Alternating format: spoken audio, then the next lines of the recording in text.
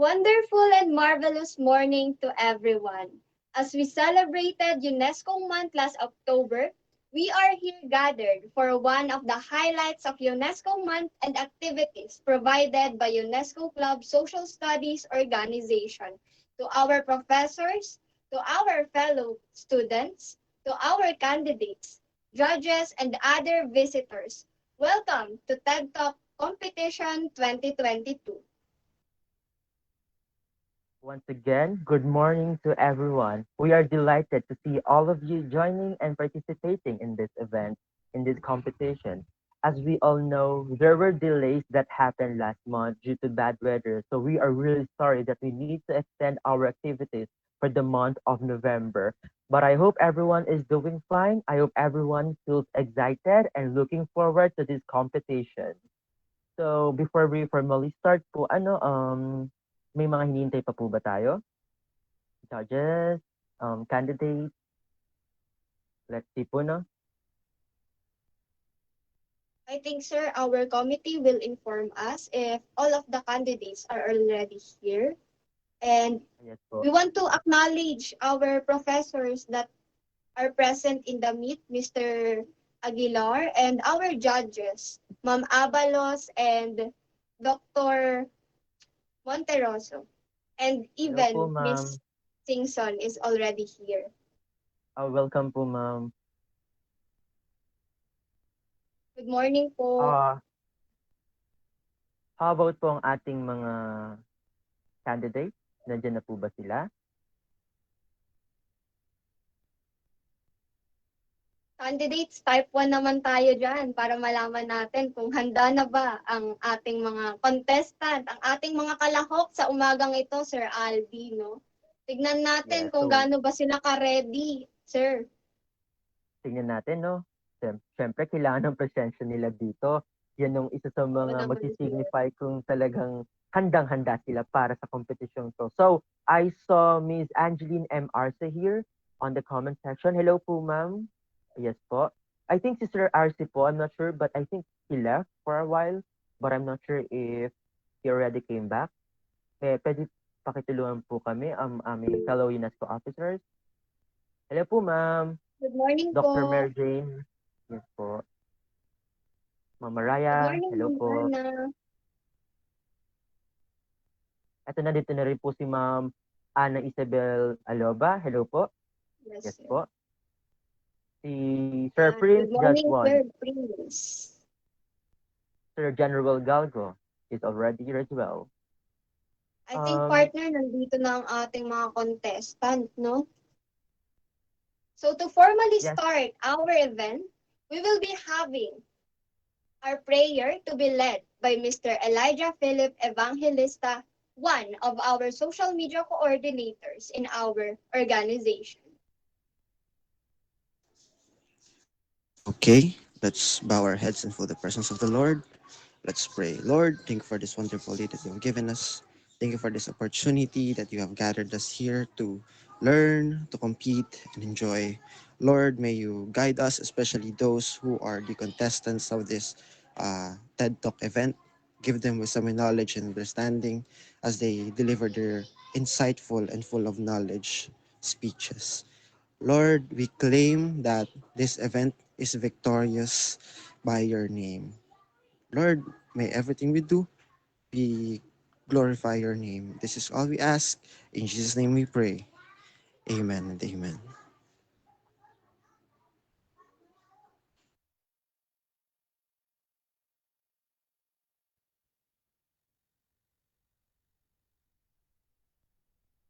once again po, no, welcome to TED Talk competition. I am Aldi Yue Ichidosho, And I am Kathleen Joy S. Digwangko. and we are the program facilitators.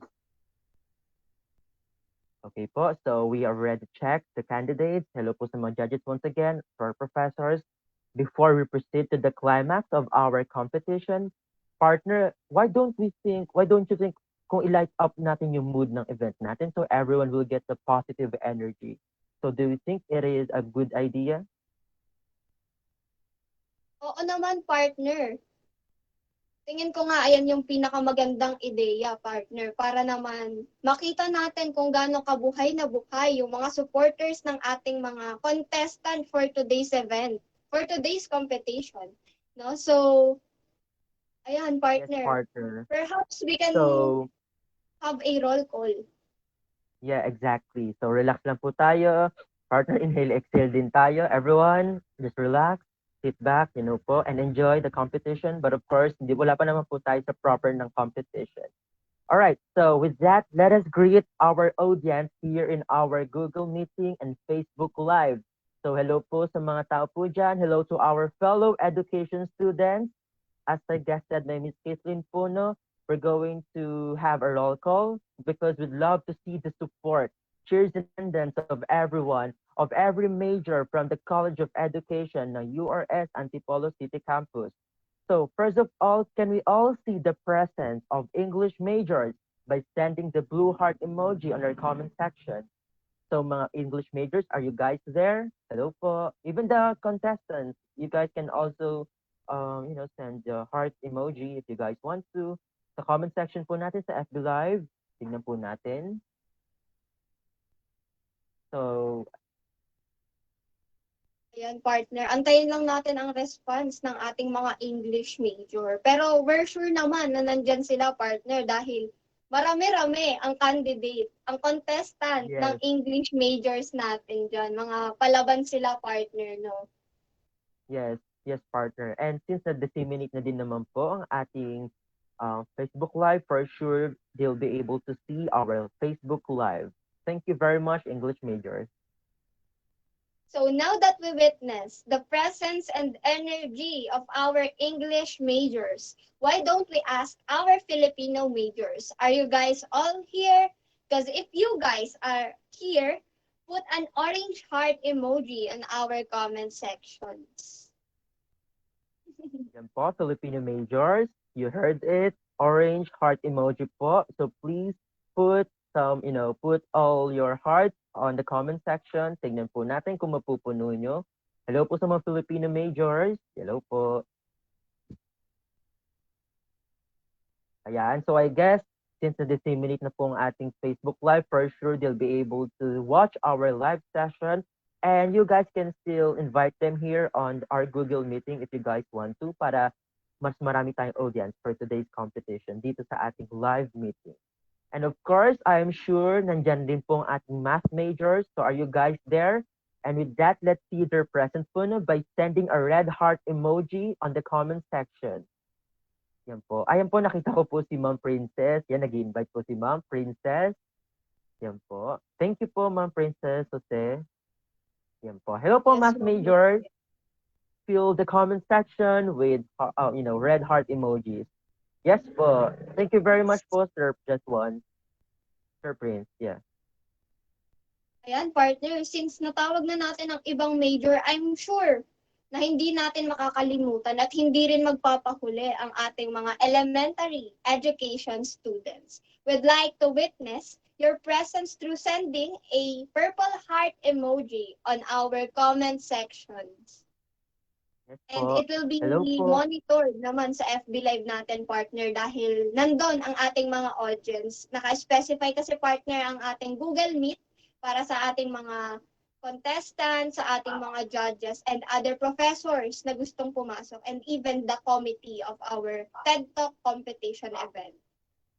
Yes po. So I'm sure our social media coordinators are checking and monitoring our live session on our Facebook page. So thank you very much po sa mga ibang majors na dumalo po rito. But of course, last but not the least, social studies majors. Shake it off, guys. Everyone, kalabagin po ang ating baso. Are you guys there? If you guys there, prove that by sending yellow hearts. Let's see our comment section. Ayan po. Hi, Ma'am Ryan. Hi, Press. Ayan po. If you're wondering po bakit dominated po ito ng mga social studies majors, it's because part of UNESCO month po, ulitin po natin, one of the highlights ang ating competition today ng UNESCO month, TED Talk competition. So thank you very much po talaga sa pagbuhay ng aktibidad na to. Yes, partner. At saka, kagaya nga ng sinabi natin kanina, ang mga nasa Google Meet ay mga committee ng Yes. TED Talk competition, partner. Baka nagtataka kasi yung ating mga kasama dito sa ating Google Meet and even sa Facebook Live kung bakit panay social studies yung nandito. No? So, ayun lang. Brief introduction lang sa ating mga committee kaya sila nandyan, partner. So before we dive deep into this event, partner, I'd like to remind everyone first of the following rules that are essential for this competition. First, please be sensible with your words because we do not encourage foul words from our audience. So please keep your words no na parang sensitive. So second, please keep yourselves muted when somebody is talking. This must be strictly observed, especially during the talk of our candidates. And we also encourage everyone na kasama natin dito sa Google Meet na mag-open din ng kanilang mga cameras para magkakita-kita po tayo, no? And para makita din natin yung mga raw reactions ng mga tao na naririto kapag ka nagsasalita na rin yung ating mga contestants. Para makita natin kung ano ba yung reaction ng mga mukha natin ng bawat isa sa Yes. atin. But I'm expecting actually the excitement from our audience. But anyway, now is the moment to introduce our judges. Yung mga binati po natin kanina. Hello po ulit. For our first judge, she graduated cum laude with a degree of Bachelor of Arts, major in broadcasting from University of the East. Currently working as a full-time law firm secretary at Tremblon Tax and Law Firm and a part-time financial advisor at ProLife UK Makati. Please welcome Ms. Raya Ray Abalos. Let us give her a round of applause. Virtual round of applause, everyone. Hello po, ma'am. Hi everyone, good morning. Good luck Yes ha. po, ma'am. Thank you. Good morning, ma'am.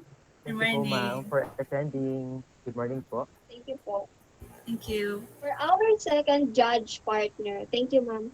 For our second judge, she graduated with a Bachelor of Arts in Psychology and Sociology. She is known for her extraordinary mentoring for cultural and anthropological perspectives, such as for the Ifugao youth. A current teacher of Arellano University Pasig campus focuses on teaching personal development, understanding culture, society and politics, UCSP, and other social sciences subjects. Let us all welcome Miss Laura Grace Singson. Let's give her a virtual round of applause. Good morning. Good morning, ma'am. Thank you for attending. See you later.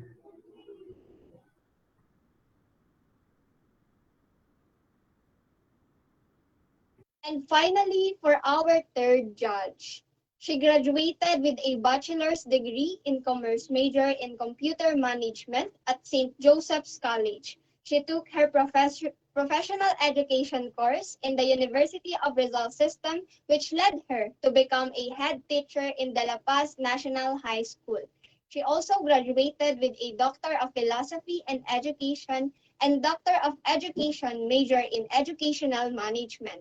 Let us all welcome Dr. Mary Jane G. Monteroso. Let's give her a virtual round of applause. Good morning, everyone. Thank you po. Good morning po, ma'am. Ayan, partner. Siguro, partner, baka may baon ka dyan na ideya about sa TED Talk. Kasi, alam naman natin na some of our audience ay hindi aware sa kung ano ba yung TED Talk. Baka naman, partner, bigyan mo naman sila ng insight kung ano ba tong competition para makarelate sila. Ayan po, everyone. So, a lot of people were actually asking po, no, kung ano po ang TED Talk. By the way po, I really apologize for the background noise. Dominated po ba, Ma'am Caitlin? Or di naman po masyado? Mas naririnig po yung aso. Marinig talaga siya. Okay, I'm really sorry for that. Actually, sinaway niya namin. So, really sorry for that. But anyway, a brief background po sa TED Talk. But before I proceed to the very information of it, Actually, this is our first time having our TED Talk sa ating pong UNESCO activities.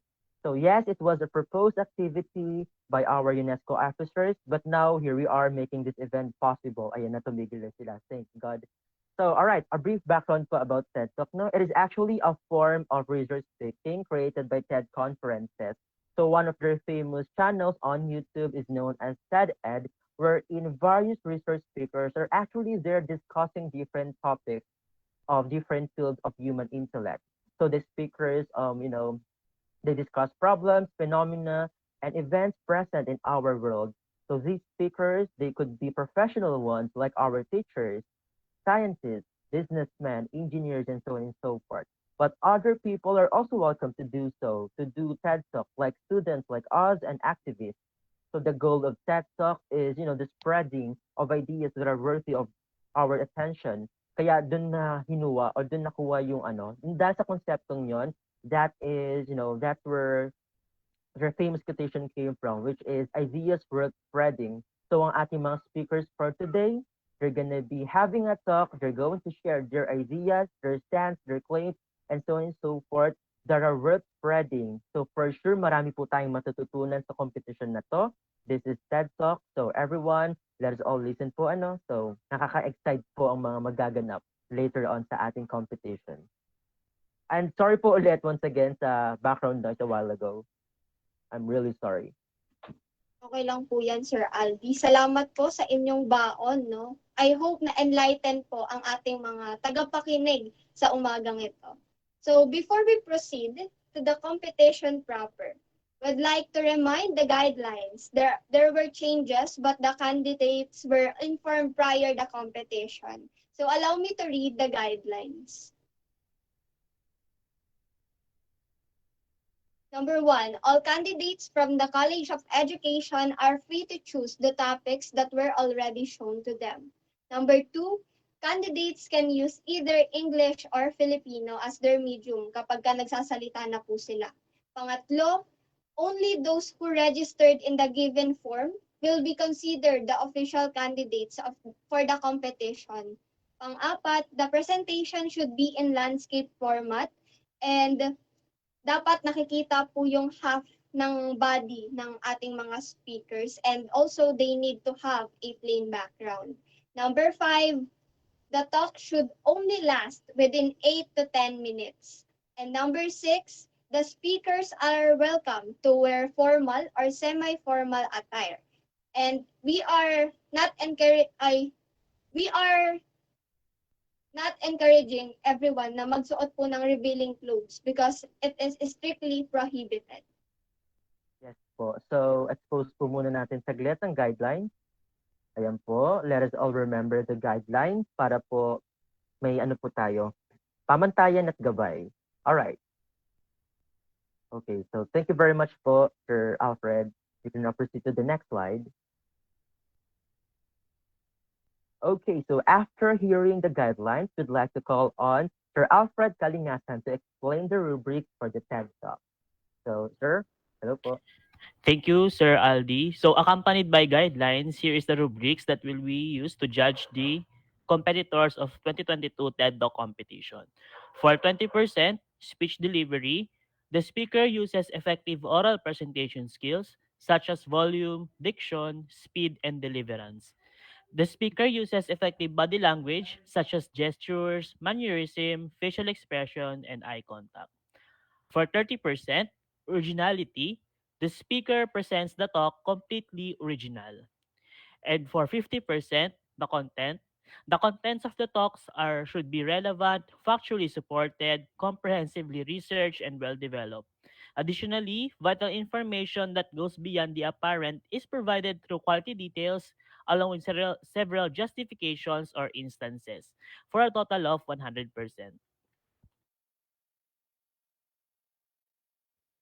Ayan po.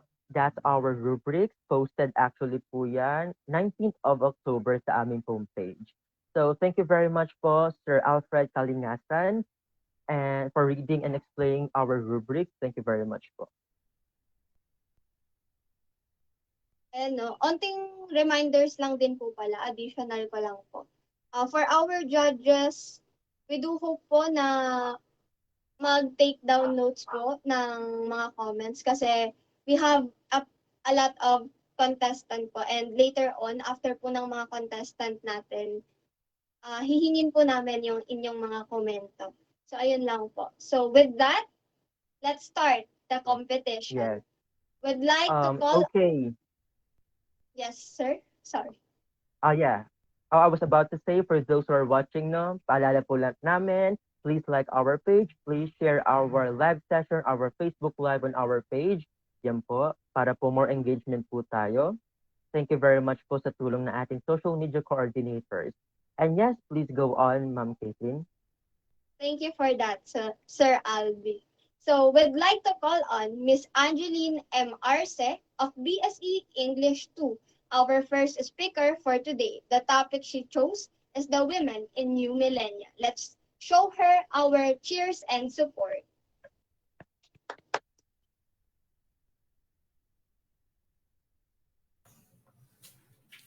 Thank you very much for that. Allow me to introduce myself. I am Angelina Arce. I've chose the topic, the woman in new millennium. What comes first in your mind when we say woman? Well, it can be after a man. It can be a woman that needed to be at home in workplace, or a woman that is a mother. Well, for me, a woman is a mother. The best picture that I show that I see in a woman is a mother, where she can carry a child. She was able to deliver a wonderful child to the world, that was able to share her story or his story around the world, that might be used as a leader or as a individual that has a role in this world. In back then, a woman must be at their house. In Roman class or in Roman times, women don't vote, don't have the rights to speak up their minds. In lower class Roman period, the women can work only for their living. Also, here in the Philippines, women must be at their home. Back then, with the noli me tangere or el filibusterismo, the women are needed to wear clothes that are long. They are conservative with the dressing and clothing of the world. Even the courtship and having marriage are crucial thing for men to have their woman in their lives. But now I believe a new woman in new millennium has given enough chance to speak their thoughts, argue about the right thing, even get a place in different fields like politics, and even work that are required only men. Woman that I want to share her story is Greta Thunberg, who is 15 years old global or climate activist who share her stand to environment that we must take an action. We must step forward on doing things for climate change, because it's alarming right now and it is not possible to have to get back the things that are being stolen by the people. So she is a picture of a woman, a new millennium woman that has something to do to prove herself, that a woman can prove herself and make a change. Also, let me introduce to you the Philippine controversial person, who is Ana Patricia Non. She is the founder or came up with the concept of community pantry. She is to share and to care to other people. She came up with the quotation, magbigay ayon sa kakayahan, kumuha ayon sa pangangailangan, where touched many lives here in Philippines, also abroad, where personally I've been touched with her story and able to contribute for the people who needed my help and the goods that needed for them to live in this pandemic. Also, teacher Christian Marion Obo, where I know came up with the idea of community pantry as well. Even he is a man. He came up with the idea of Ana Patricia Non, that wanted to give and share what he has for the students that he have in her class. Also, a wonderful woman that living in this millennium is V. Cortez, who is an entrepreneur, a mother, a daughter, and even a fiancé now that been previously engaged with Kong TV. We all know her story that inspires many lives, even women around the world, especially here in the Philippines. They the story of V. Cortez personally touched my heart because she shares story that she started from asking for money of her boyfriend, where the 10,000 that was been been credit from her husband or his boyfriend last before, it been a big company, it become a TED TikTok, it become a V-Line Cosmetic now that is a picture of a woman, a powerful woman that start from low and being an inspiration right now. A woman in new millennium is a role model, are able to influence, are socially and environmentally aware, just like what I mentioned, the story of Greta Thunberg, who is an active climate change. Also, a woman is capable to create her name in different places in this competitive world. Woman in new millennium is a person who are brave enough to fight for their rights. Let me share the story of a girl who've been teased by her work. She was a kid that been bullied because she dreamt to change or to help other people. There's activity in her life wherein she was asked to have a picture of herself in the future, wherein she put a picture of a woman that is helping a child, helping a elder, teaching a child, teaching an elder, or anyone that she knows herself that she can help. And that woman is speaking right now in front of you who are, yes, you heard it right. I am the one in the story who have been teased by having a change or making a change in the future. I still remember the whole story, whole details of that scenario wherein when I was grade 7, we are asked in the classroom to have our picture of ourselves. Many of my classmates picture themselves as policemen, teacher, flight attendants, stewardess, fireman, and any other more. While me, I am the one who is uniquely and different to that situation where I chose a picture of a woman that is helping. And there's one guy, one of my classmates asked me, bakit yan yung gawa mo? Pangarap mo maging nanay? Where it is not my concept in that thing. Because I want only in that thing to share my capability to other people. And that man changed my mind to restart my activity. So I am sad to say that I've changed my activity because of that comment.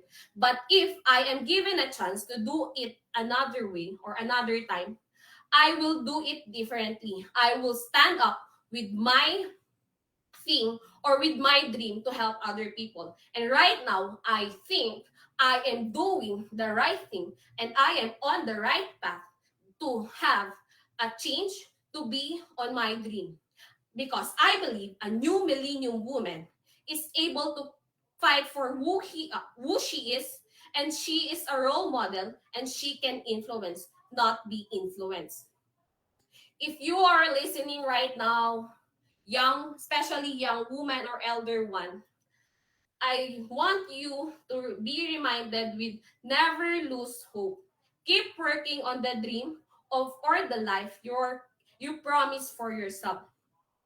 You are valued, you are limitless, you are lucky and capable of carrying a child to be in this world, and you are capable to make a change and be a role model to other people because you are limitless, because you are a woman in new millennium. Again, I am Angeline Marce, proud to be part of New Millennium. Now, it's your turn to complete the praise. I am blank, proud to be part of New Millennium Women. Thank you.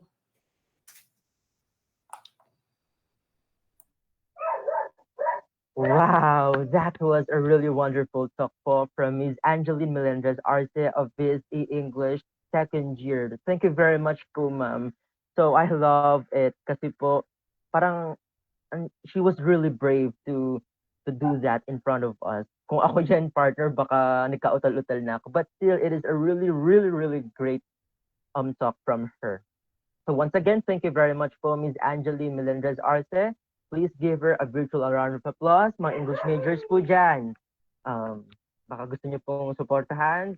No, not gusto. Supportahan niyo po ang inyong kandidato. Okay po? Yes po. Alright, thank you po once again, Ma'am Arce. Our judges po, sa dulo pa po tayo actually magbibigay ng comments, pero still po, salamat po sa pagdalo. Alright, partners, so that was only the first one actually. Una pa lang yan, so we still have 5 more. So without further ado, let us call on for our second speaker. So please, Ms. Patricia Denise Deticio of Bachelor of Secondary Education in Social Studies, first year. So may we call on po, Ms. Deticio. And the topic that she chose is actually similar to Ms. Arce, the women in new millennia. So please give your big hands to her, everyone.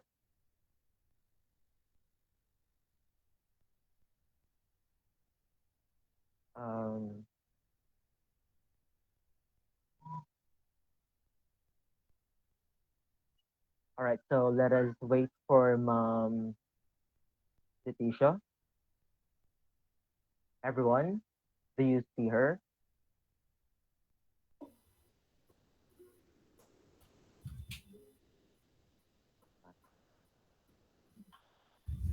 Miss Leticia? Yes. Hello po? Ayan. Hello? Thank you po. Yes, ma'am. Audible po? Yes po. Naririnig po namin kayo. Thank you po. Okay. A pleasant day to each and everyone. I'm Patricia Denise Deticio from BSE Social Studies 1, and I will share and discuss to you my ideas on the topic that I personally picked, all about women in millennia. Over the generations, men have caused women a great deal of suffering.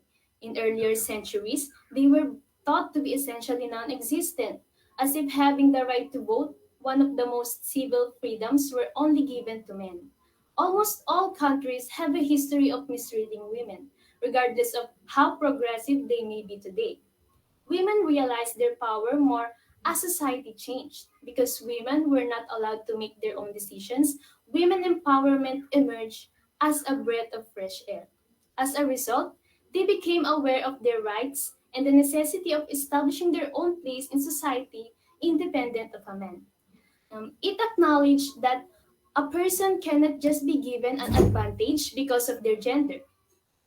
After John Stuart Mill's essay, the Subjection of Women, which advocated for gender equality, was published in 1869, it is clear that both men and women signed petitions calling for equal voting rights. But the privileged disregarded these arguments decades ago.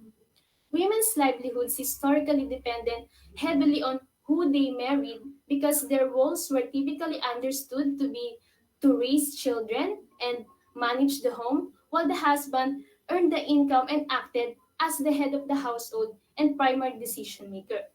Women's inheritance rights were also restricted. Typically, they could only inherit personal property and not real estate or other assets.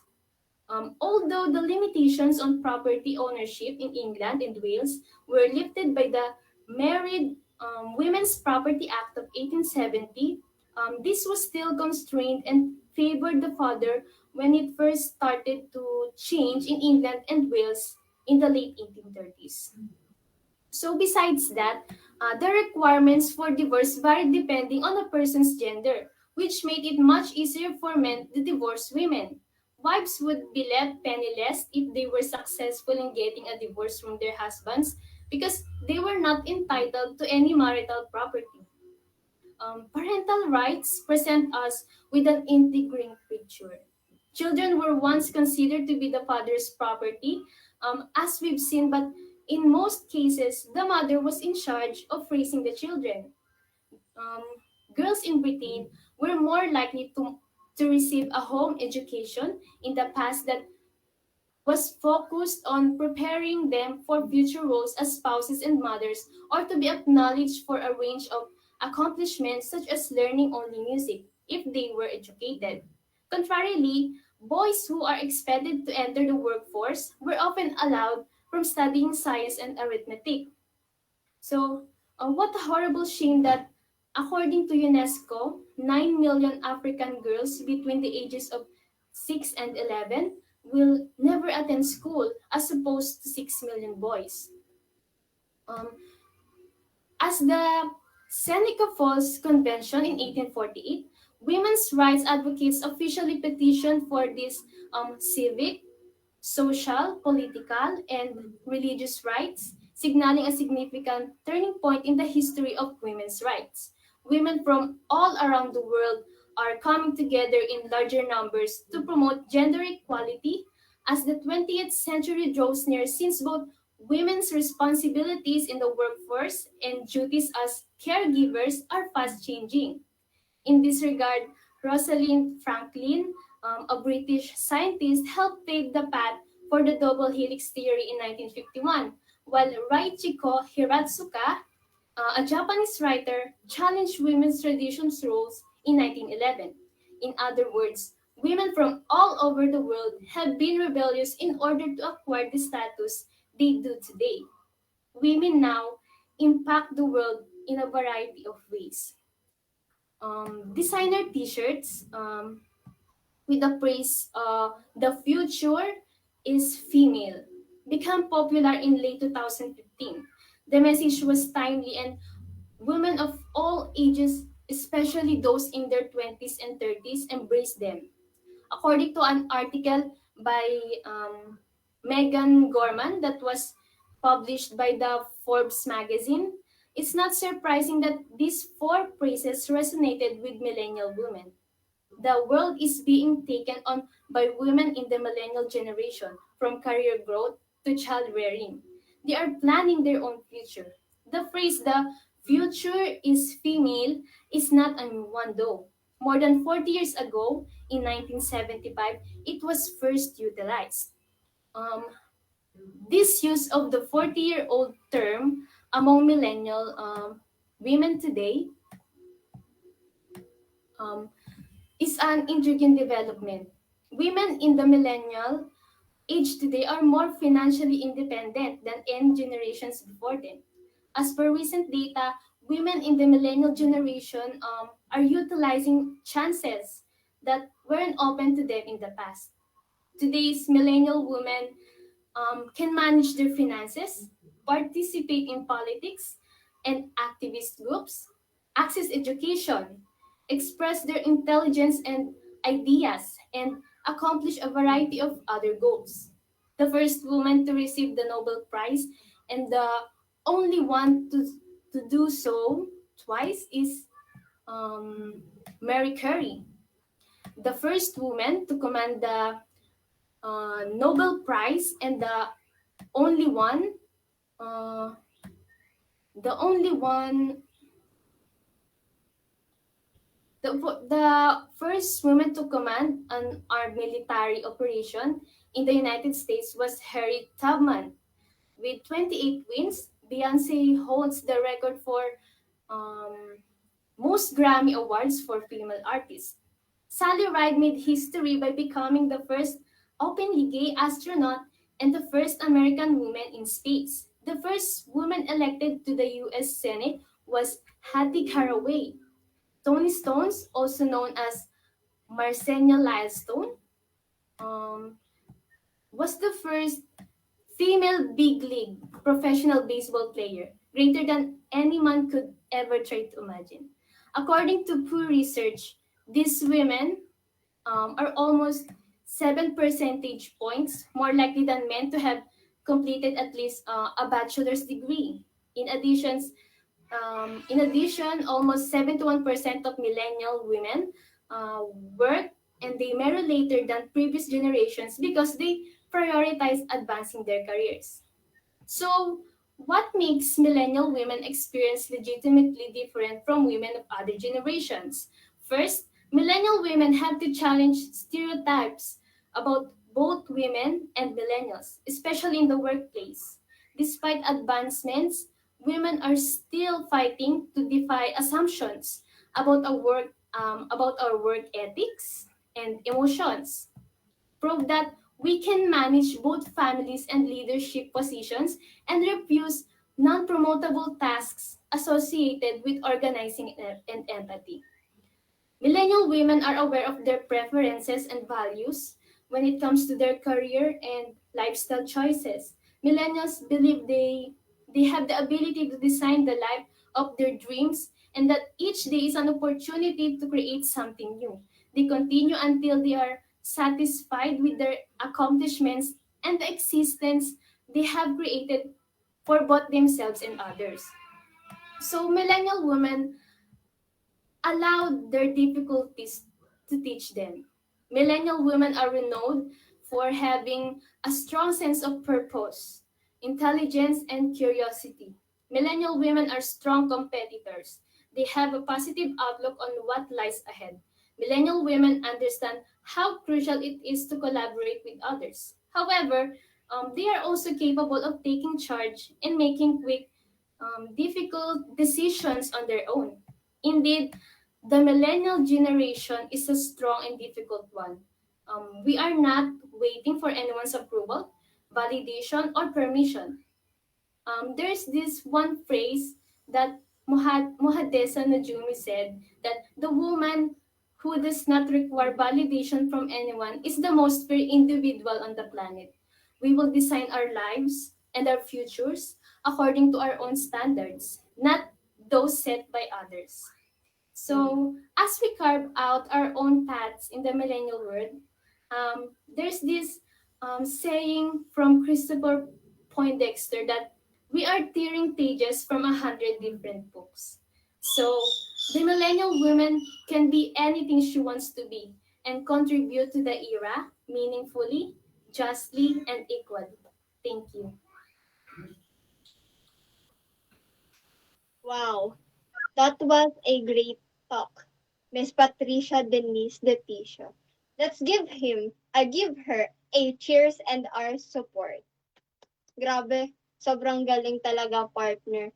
So, pangalawa pa lang po nating contestant yan. Marami pa po. And for that, hindi na po natin papatagalin pa. May we call on Mr. Prince Jaswans de la Paz of BSE Mathematics 2. The topic he chose is also similar from the first two contestants, which is the women in new millennia. Please give him the best applause that you can give. Okay po. Naririnig po ba pag ganito yung pwesto? Yes po, sir. You are Okay po. audible po. Now, I'm going to have a little more background of myself. Good morning, ladies and gentlemen. My name is Prince Jaswans Harder de la Paz from BSE Math Second Year. And I'm going to have a little talk about a women in new millennium. As you can see, I am the first one of the men to defend about women in this competition and allow me to make changes about the women's. A mimic question, what is the role of women? What is the dictations of new generation to the women as imposes to the ample amount of time? Well, a gender has played a role in the divisions of labor everywhere since the beginning of the recorded history. Every society we know of has assigned certain jobs to women and others to women. Additionally, women's roles have been differentiated in every society we are aware of. Additionally, women are primarily responsible for any take care of children and the sick of disabled and the majority of other domestic tasks on the daily basis. The majority of the cooking, washing, cleaning, toileting, bathing, feeding, and comforting training for daily other living daily basis and planning for domestic use and care are performed by them. Additionally, women bear children as we know of that. We can also assume that in addition to this division of labor, that there is a wage gap between men and women. The majority of jobs held by men pay more than those held by women. Women are significantly more likely than this to work to men is a part-time or the part of the year in which to have a career patterns that interrupted or to work casual or temporary for the patterns that to jobs. At the point when independently, these are the men to utilize to others. Employed, they are significantly less reasonable for the others. Additionally, again, a lot of work women do not play a role. So feminists have a more struggle for a long time to make women more visible and valued in its entirety of our history. Then they have been able to accomplish these things to lumping, as we know that they started in the early 1960s by focusing on domestic labor, which is defined as the unpaid work that women do in their homes. Then even though there is a gender-based divisions of labor everywhere, there is also no universal division of labor or across that time and space wherein and frequently, not even within countries at a given time, the definitions and practices of what constitutes men's work and women's work vary greatly, and most cultures employ at least some women to perform men's tasks. In addition to the actual division of labor, may I go against established procedures or guidelines. Equally important, women's class, ratios, culture, age, marital status, sexual orientation, and your practical location, as well as for the same women over time, all have significant effects on their differences. Well, a number of different inquiries can serve as the foundation of analysis, asking, for instance, a questions, what implication do does it have in the short term and the long term, and what does that mean those who are directly affected, as well as for the nation of the entire world? Well, it may also begin by acknowledging the contradiction of some practices, conditions, and circumstances. For instance, women may simultaneously desire to provide care but find it impossible to do so. They may care for someone they love, but they despise providing care because of what they love. So some women are primarily have been successful in landing new positions on the global assembly line, as we know of, where they can produce goods and even services that were primarily produced by women in highly industrialized nations. These jobs for women have rarely been good jobs precisely because businesses have moved to these countries to avoid high wages, restrictions, and the working for conditions. However, they provided some broad new opportunities for employment, income, shared spaces, and a minimal protection for the rise of the paid work for women outside of the factories in the underground or informal economy where few and regulations exist has become more common. Ladies and gentlemen, ladies have been brought into limited scope retail and administration work in the homegrown, schoolwork, and for the other basically into semi-convert enterprises. Women work in the care industry. The vast majority of the care is provided by women, whether they care paid or unpaid, working voluntarily at home. It is rarely recognized as skill is rarely valued and recognized frequently goes unnoticed. To be there, comprehend the forces, structures, and relationships that women as caregivers and others to the undervalue care work. It is helpful to talk and forgiving about women because there is so many patterns in their work. That is grouped to get them together. And examine recurring patterns in the work, conditional and relationships. Lumping let us see what women shares as to women. Additionally, it aids to exposing both forces that maintain these patterns and those alter them. Nevertheless, women differ fundamentally based on their time, economic, social practices, and racial, cultural, and physical locations. We are aware of that we need to use a variety of approaches or slices in order to comprehend these distinctions. Slicing not only adds the possibility of developing divergent viewpoints of the same issues, circumstances, and evidences, but it also defines recognition of the differences between women. Slicing also let us see that very little about women's work in general, their caregiving work particularly is natural.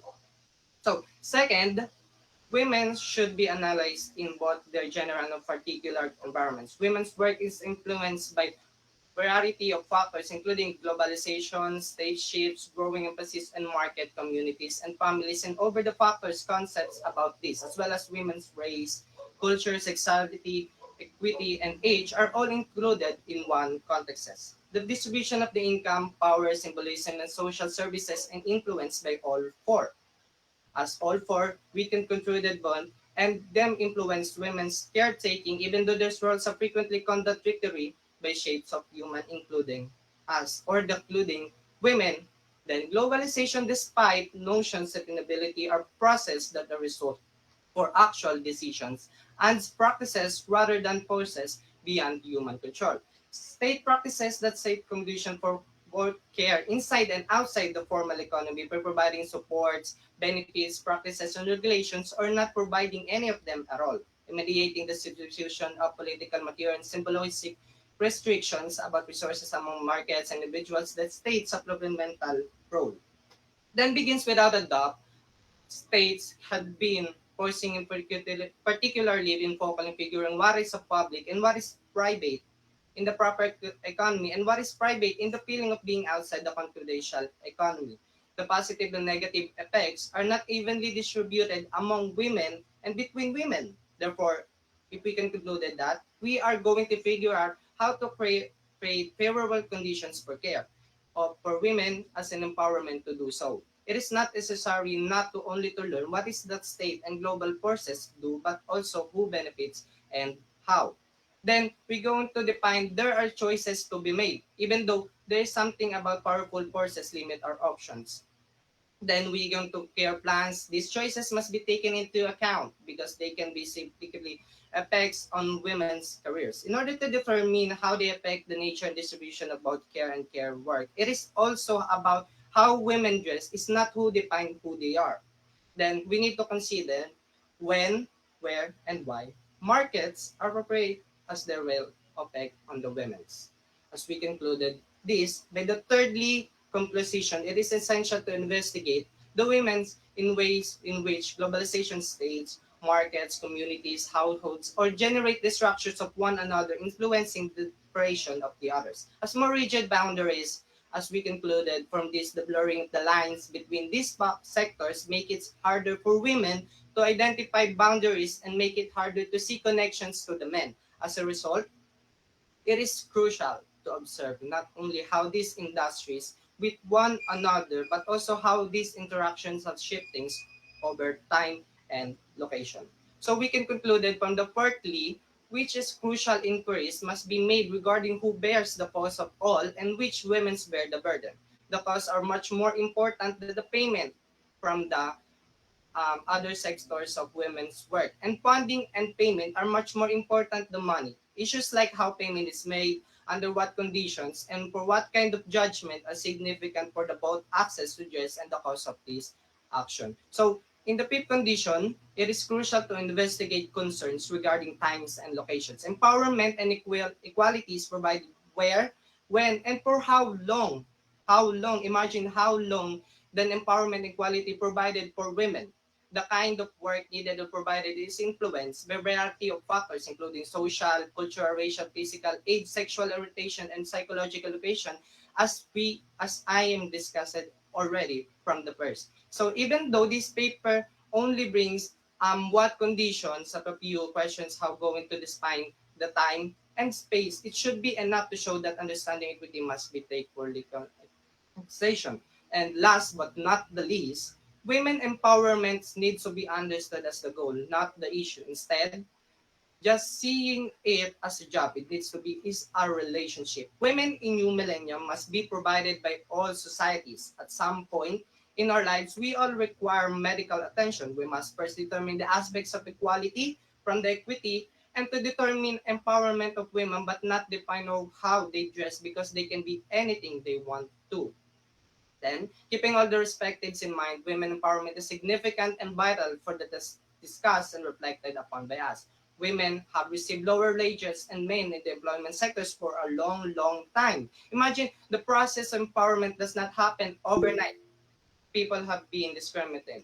And that is, again, my name is Prince Jaswan Sarde de la Paz from BSE Math, telling you that women should not just tolerated and abused. They can do anything that man cannot be claimed for any advantages. Thank you po.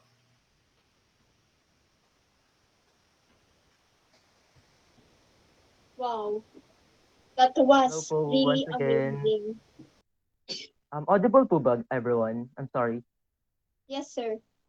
Yes, yes. All right. So that was a really good talk, a really great talk from Mr. Prince de la Paz. Ano po? So please, once again, let us give him a round of applause. Yes. So even though it was really great actually. And sir, Ma'am Arce, Ma'am Detisha, relax po muna kayo dyan. Hinga-hinga lang po. Natapos na po ang inyong talk. They were really great. Ano po? And you guys are the top 3. Kung baka kayo po yung unang tatlo. And also, partner, I think I would also like to say hello once again to our judges kasi I was noticing they were really focused and they were comprehensively listening to the talk of our first speakers for this competition. So, congratulations po in advance sa unang tatlo. So, ma'am? Yes, partner, no? Sobrang nakikinig talaga yung mga judges natin sa mga Yes. sinasabi ng ating mga contestant.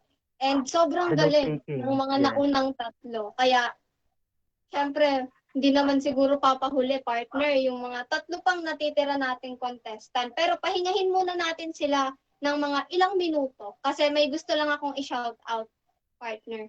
Sino yung No, para partner? lang makahinga-hinga tayo ng konti sa ating Sige, partner, competition sure. and medyo maka-ano rin yung mga judges natin. So, we want to give a shout out to the mastermind of this competition, Sir Alfred Kalingasan. Good morning po, sir.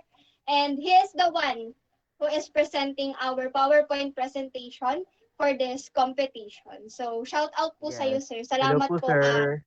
Pinropose mo po ito para maging isa sa mga highlight na activity ng ating UNESCO month for this year. Yes. So he is the mastermind, meaning he was the one who came up with our rubrics, with our guidelines, and syempre po, he also contacted our judges, si Ma'am Mariah and Ma'am Laura po. Hello po. And hello po ulit, Ma'am, Dr. Mary Jane po. Hello po. Okay. So again, thank you very much for those listening. Thank you very much for the 3 speakers who first presented their talk.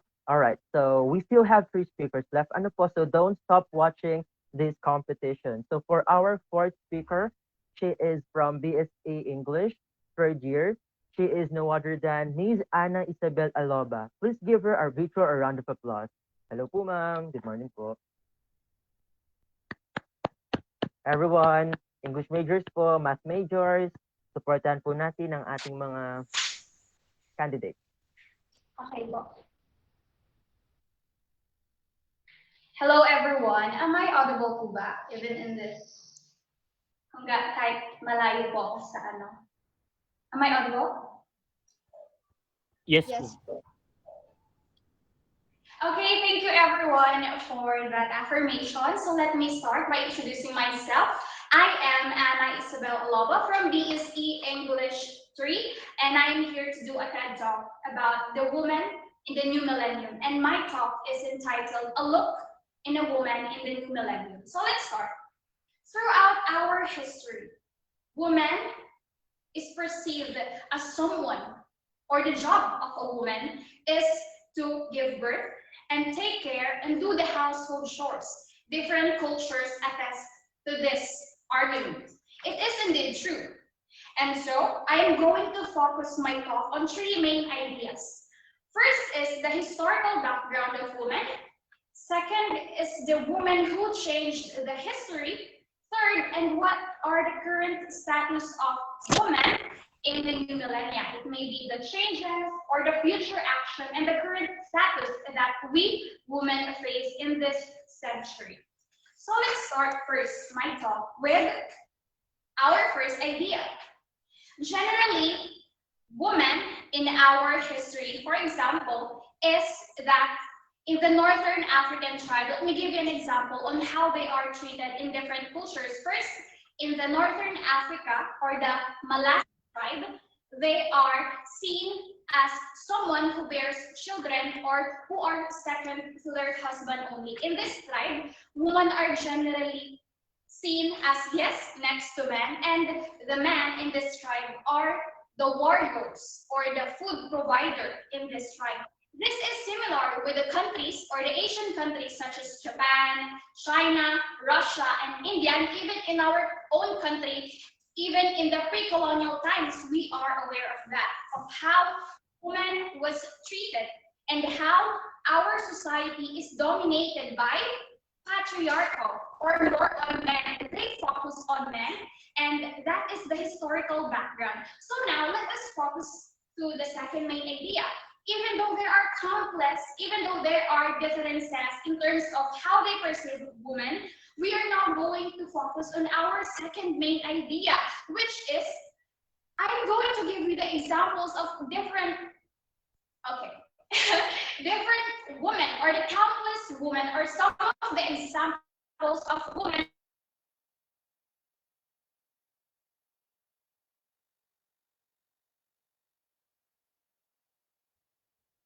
Hello po everyone.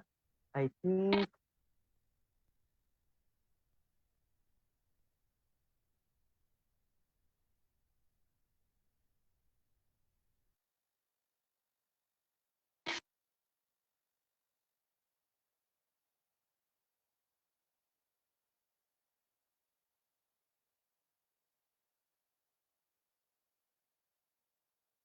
Who changed the radium and polonium. So this radioactive element is therefore important. How was this important in the contribution? It contributes to the treatment of cancer. With her invention, countless of lives were saved because of her discovery. So that is one first of example of woman. So next we have Mother Teresa. We know Mother Teresa is known for a voice of peace or a nun who is a role model of charity, compassion, and selflessness. And she actually received the Nobel Peace Prize during the 1980 something, I'm sorry, and then she became saint after her death. So how did she become a voice of peace? Or so what is her contribution to our history? Well, she just established different homes for the unwanted. Imagine yourself doing a selfless work that devotes yourself to other people who is not even connected to you. So that is for Mother Teresa.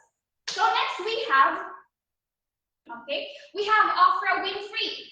We all know her. For some of you who watch American TV shows, Oprah Winfrey is a talk show host, an actress, a billionaire philanthropist who established her own network, which is Oprah's Angel Network. So this network established 60 schools in 18 different countries. So this, what do you call this? This network of Oprah Winfrey helped the people or the African people or other people, even though they're not African, to have an education that they truly deserve. So that is for our Oprah Winfrey.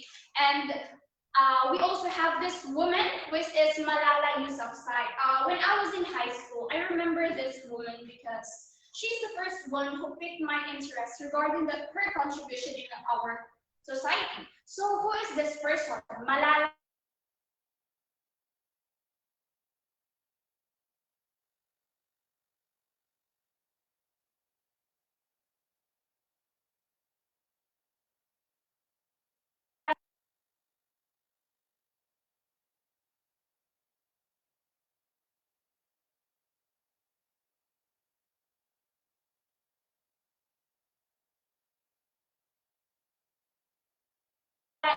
Yousafzai is what do you call it? I don't remember. She is a Pakistani educational activist. So what does she do?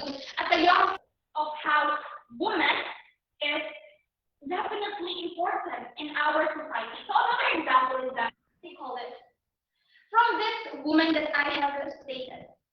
So first, I would call this, I mentioned Mary Curry, Oprah Winfrey, Mother Teresa, and even, what do you call this, the last person, Malala Yousafzai. This woman established well-known contributions to history. And my question for you guys is that, what do you call this, can you imagine a society where this woman doesn't exist, or this woman doesn't exist to contribute to save the lives of others? So what do you think will happen? So that is a question that I wanted to instill in you. So for our third idea, now I have a question. What is the status of women in this 21st century? So earlier we've talked about the historical and the women who contributed to our history, and now we are going to focus on our third idea, which is how is woman? How are you, my fellow woman, in today's generation? So first, let me tell you, there are vast difference on how women from last time and from present are treated. So now we see different studies. We see even in our experience in life, in our surroundings, how women are advancing in different fields such as politics, professional jobs, teachers, doctors, lawyers, and even medicine. We have different women who can attest that they have these jobs to prove how women are advancing. So now, let me tell you a research finding. According to the International Labour Organization, or the ILO, countries such as Nigeria, Jordan, Laos, it is the result of the findings of these countries is that there are major, or the majority of the women there are the bosses. Can you imagine? They are the bosses of their own countries. Most of the jobs in there, the woman is the boss. So from that finding, we can see how this woman is definitely advancing in their career.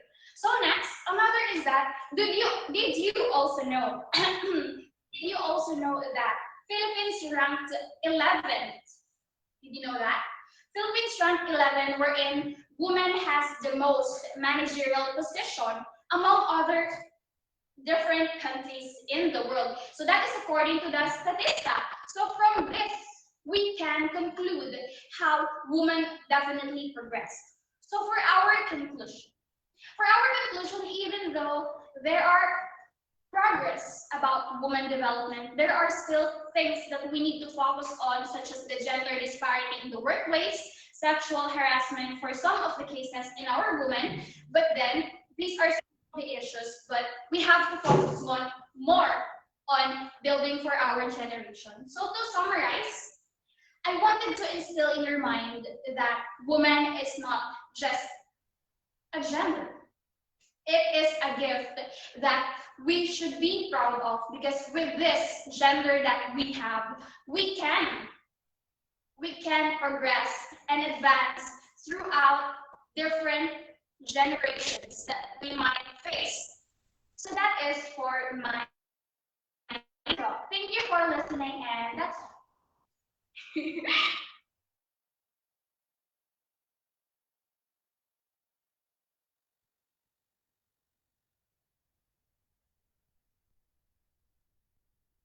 Wow, what a fantastic talk from Miss Ana Isabel Aloba. Although merong mga technical difficulties dahil medyo nawawalan ng internet si ma'am, pero yung delivery niya, partner, sobrang nandun yung yung power, yung diction, ang ganda. Well, what I do can we agree, expect? partner. She is a English major. Grabe, sobrang galing. Wala akong masabi, By the way, partner. partner, kasi 'di ba, it was really unfair naman po para kay Ma'am Aloba kasi she was having technical difficulties. So we didn't really hear the exact details of her talk. So may mga na-miss out tayo. So I think it would be better para for the fairness, for the fairness of everyone. I think candidates, I guess if you guys are fine with it, you guys can send your manuscript you guys have, or like notes, para malaman natin yung ating content of your talk. So since this is extemporaneous, what do you call that again, partner? Speech. So yeah. Extemporaneous speech, partner. Yes, exactly. But anyway, yeah, congratulations once again po sa mga nauna pong speakers of our competition. They were excellent. They were good talks from them. Teka lang, partner, hindi pa natin napapalakpakan si Ma'am Aloba, no? So, palakpakan muna natin siya, partner. Grabe. Sobrang galing, partner. So, ayan. Papatagalin pa ba natin to, partner? Siyempre, hindi na. Let's welcome another participant. He chose the topic A Conundrum of Ethnicities, Asian Hate. He is from BSE Social Studies 2 and he's no other than Mr. R.C. Banyel. Let's give him our big hands. And rinig po ba ako? I'm audible po ba? Yes, Bago po ako sir. mag-start. Audible Sige. po. Okay, Yes po, sir. malinaw Audible naman po. po. Malinaw. Opo, Yes sir. po, Malinaw po. Okay, maraming salamat. So, ayan. Makasisayang araw sa ating lahat. Ngayon ay ika-5 ng Nobyembre at habang kayo ay umiinom ng kape sa inyong inuupuan, hayaan niyong makinig kayo sa aking sariling opinyon o kuro-kuro at mga impormasyon na aking ibibigay pagdating sa napapanahong issue o napapanahong problema na kinakaharap ng ating bansa o ng buong mundo. Ito ay ang suliranin ng mga Asyano pagdating sa pagmuhi sa kanilang lahi o Asian hate. Ikaw, ako, bago pala magsimula ang lahat, ipapakilala ko muna bilang formal ang aking sarili. Ako si R.C. Banyel, isang estudyante mula sa Kolehiyo ng Edukasyon na nagpapakadalubhasa sa Araling Panlipunan. Paglabas ng klase o ng paaralan, ako ay isang presidente ng isang organisasyon. Ako ay isang anak. Ako ay isang taong may advokasya at may pangarap. At higit sa lahat, Pilipino at isang Asyano. Tatanungin kita, ikaw, paano mo nga ba mailalarawan ng iyong sarili bilang isang Asyano? Siyempre, madali natin may isasagot kung ano ang ating itsura, kung ano ang ating kultura, kung ano ang ating pinagmulan. Dahil kilala natin ang ating sarili at tayo ay parte ng komunidad ng mga Asyano. Pero kung tatanungin natin ang mga dayuhan sa kanilang bansa katulad na lang ng mga puti o ano pa mang lahi, ang kanilang pangkaraniwang paglalarawan sa mga Asyano ay pango ang ilong, sikit ang mata, nakakatawa mang manggitin pero ignorante daw sa niebe ang mga Asyano. O di naman kaya ay salot.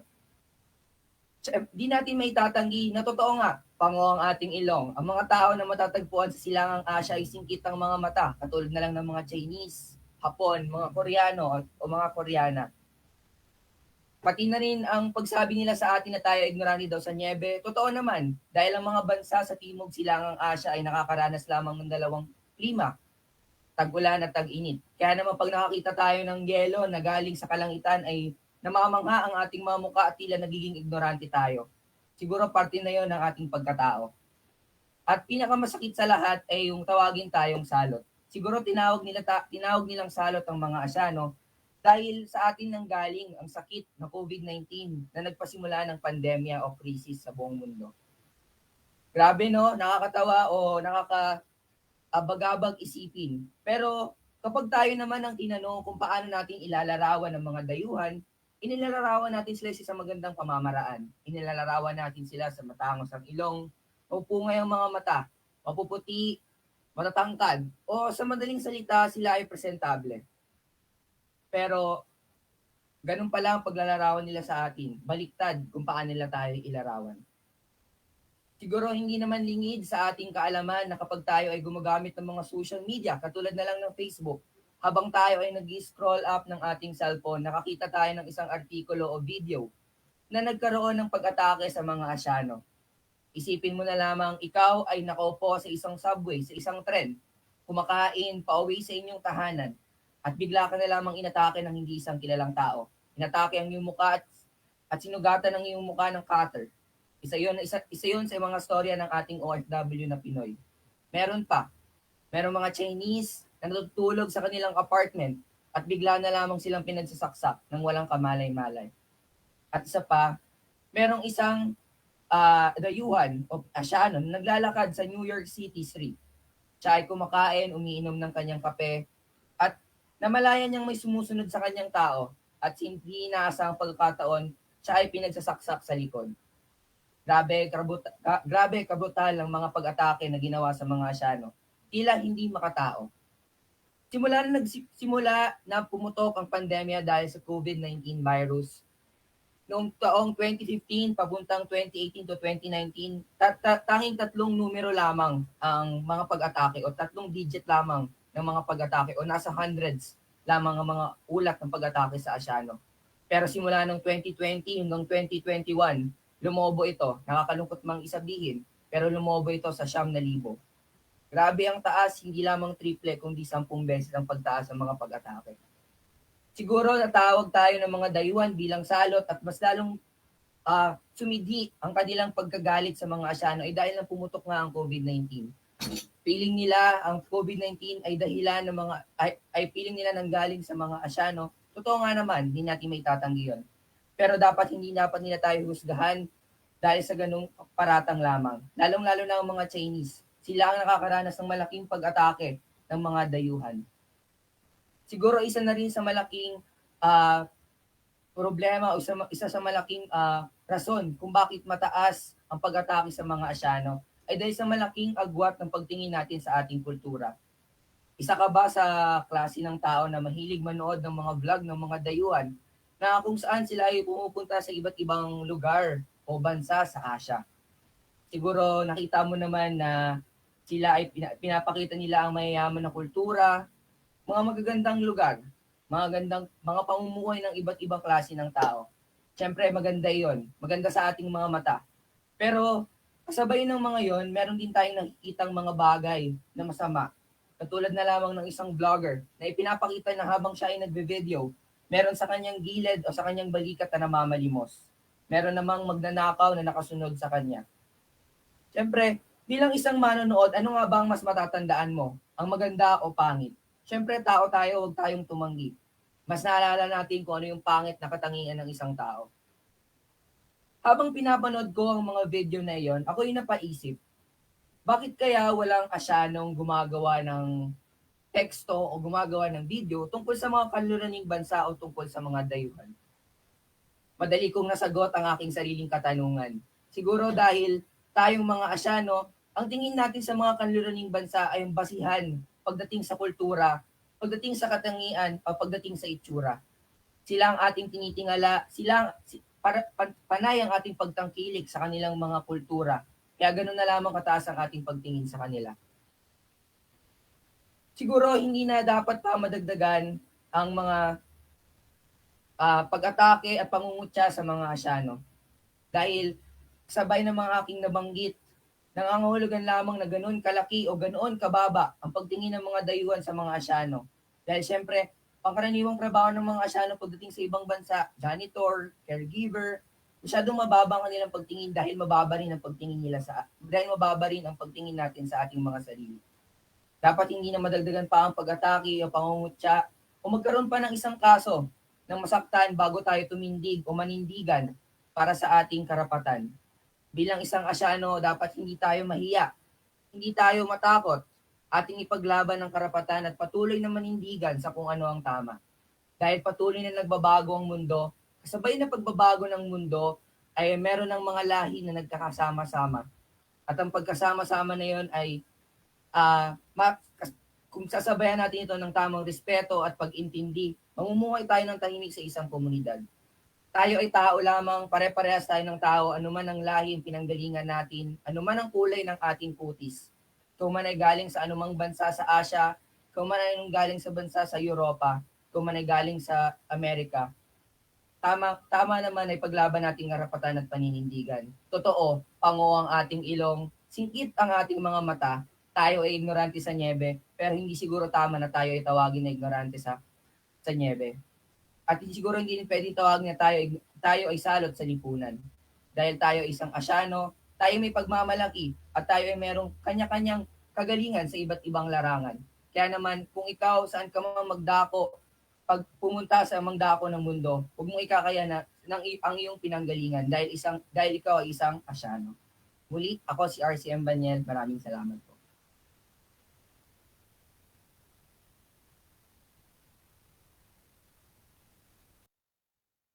Hello po. Hello po. All right, so that was a really good talk po from Mr. R.C. Baniel. Thank you very much po, sir, for that wonderful talk po. It was really amazing. We were amazed by it. So once again, everyone, please give him a round of applause, everyone. So thank you very much po. Partner, eto ha, nakalima na tayo, partner. Meron pa tayong isang contestant para sa araw na ito, sa competition na ito. Tatanungin ko lang ang lahat. Are we all ready to hear our last but not the least participant of today's event. He is from BSE English 1 and he chose the topic A Conundrum of Ethnicities, Asian Hate. He is the one and only John Roel Galgo. Let's give him a virtual round of applause as he proceeds us with his words about the topic he had chosen. Hello, good morning. Am I audible? Yes, Yes, Bruce. Booster. Hello, good morning. I am John Noel Galgo, and here I am stating the topic, A Conundrum of Ethnicities, Asian Hate. Now, here I stand with pride, joy, and honor of being an Asian. But first, let's talk about what a conundrum is. Conundrum is a act or is a problem that is difficult to solve, just like Asian hate. Asian hate has been going on for centuries now, for almost a century or more. But why are we only talking about this now? Is it not relevant? Of course it is. We're talking about the lives of people. We're talking about how people are discriminated and how people are treated, especially during this pandemic. But first, let's talk back. Let's take back or let's look at the roots of the problem. First, in the 19th centuries, when the Chinese people came from the US, it was actually fine and dandy. People were building infrastructure. Chinese people were building infrastructures. Not until they were accused of stealing jobs from the locals. After that, they were branded as clean, unpure, disgusting, and even the worst one. This is the worst branded. This is the worst thing that they were branded to them. They have devilish eyes. Personally, for me, I like looking at the eyes of people because in the eyes of people, you cannot lie. When looking at the eyes of people, you cannot basically lie. And branding someone with evil looking eyes, branding someone with devilish looking eyes, especially hurt my feelings. As an Asian, though I don't have thin eyes, but you get the point. We resemble each other. Asian are the people who lives in Asia, in the Asian continent. Uh, Asian have a lot of varieties: Filipinos, Chinese, Thai, and so on and so forth. Now, after that, there is this face called yellow peril. The yellow peril is a racial color metaphor that depicts the people of East Asia as an existential danger. As an existential danger, why are we branded off as an existential danger? We are the same as you. We are people. We live the same life as you. So while I was talking about this, while I was thinking and while I was researching about this, a topic came to my mind, or a thought came to my mind. And this is what I want to emphasize in all of what I'm saying today. Let's break down the barrier. Let's break down the racial barriers between you, me, and I. Let's break down the barrier between students and teachers. Let's break down the barriers between friends and family so that we can understand and we can achieve one union, a union of understanding. Because I believe that if we achieve a union of understanding, this is where everything will take place. A common ground for everyone to be safe, a safe place to be exact, where you can be yourself and I can be myself without the chains and shackles and strongholds of prejudice holding us back. It all started with Chinese migrating to US. After that, the anti-Asian racism took a drastic turn when the nationality of Japanese nationality attacked Pearl Harbor. This is where Americans felt an intense social and political suspicion. After that, in the pandemic, there have been reports of 2,800 assaults in the early pandemics towards Asian people. Now, what are assaults? Assaults are attacks, physical, psychological, verbal, and physiological attacks toward Asian people. That is what Asian hate is. Attacking people without even knowing who they are. Some people are casted out of restaurants, thinking they might catch their diseases. Some people are attacked in subways. Some people are attacked just from walking down the streets. And worst of all, a grandmother, an old lady, was attacked by people. They burned her clothes down. Just how sad was that? Now, going back with the Chinese in first immigrating to US, there have been massive reports of lynching. Lynching is the act of persecuting someone, the act of assaulting someone without proper evidence, without interrogation, and without due process. Basically baseless. You're attacking people baselessly, and that isn't good. So just like how Frank said, or if you know Joji, the famous singer, before he was a content creator, he always says, it's time to stop. That's basically it. It's time to stop. Let's stop racism. Let's stop looking down at other people. Just because they're white, just because I'm black, just because I'm short and they're tall, we are inferior. No. Being different is a talent. You are different because you're talented. Now, do you know how boring it would be for everyone to be the same? No, it would be pretty boring. Everyone would be walking down the same street. Everyone would be sleeping the same way. Now, I want to break down the barriers that separates Asian people from other races. Because for me, we are all the same. Underneath an X-ray, underneath an X-ray devices, we are all the same. We're skeletons. We are skeletons. A skeleton of bodies, a skeleton of people with pride, with joys, and with dreams. We all have our dreams. And I think that by reducing Asian hate, we could stand and flap our wings even higher. You know, because if a person is comfortable, if a person is feel is feeling welcome, if a person is accepted by society, he or she will be able to interact more. Now, how can you help? How can I help as a person? I mean, I'm alone. I'm just one person. I alone is just a person. What can I do? Di ba? What can I do to prevent Asian hate? First, we can all apply this to ourselves individually. What we have to do is we have to open our minds. We have to open our minds because we cannot reach union of understanding without opening our minds. We have to accept that you are different, I am different, and that's basically the same. That's practically the same. We are differently the same. There's no difference between us. We might be different in appearance, but we are the same persons. We are the same person who is living in a society. Thus, making us, branding us inferior isn't good. Have you heard of the phrases Black Lives Matter? Black Lives Matter is an evident phrase in the 21st century, in the 2021 and 2022. Black Lives Matter. But how about Asian Lives Matter? Asian Lives Matter aren't less than of Black Lives Matter. Our lives isn't less than of those who are living in the Western area. We are all the same. And what I'm saying is that once we have managed to break down the barriers that separates us from other races, that is where we could reach this union of understanding. Once we've reached this union of understanding, that is where people will have freedom. Freedom of speech, freedom of action, especially Asians. Have you noticed why Americans always look down on us? Especially in comedy. Asians are always banded up as comedies, especially when it comes to Western movies. Asians are always looked down upon. Looked down upon, we are always taking lightly. We are always taking for granted. We are always taken for granted. Just like how Indians are. Indians, they don't sound like what we see in movies. They have a great accent. They talk fine. They talk the same. They talk the same as Americans. But no, Hollywood made us believe that they talk like this, that they talk funny. They talk funny in order for them to assert dominance. And asserting dominance, it's just a matter of perspective. Now, if we accept ourselves as Asians, if we accept ourselves as Asians, that is where it will take its roots. Once those roots have matured into a wonderful, big, strong tree, that is where people will also realize that, oh, Asians are just the same as me. They might be different. They might have different colors. They might have different hair. They might have different skin. They might have different nose, eyes, teeth, ears, whatever. They're the same as me. What I'm saying is that once you put into practice what we are saying, once you put into practice the same thoughts we are going through. I once read this in an anime, because I really love anime. Teacher Onizuka said, let's break down the barriers. You are your own person, and I am my own person. And that's what makes us the same. Now, Asian hate has been going on for quite some time.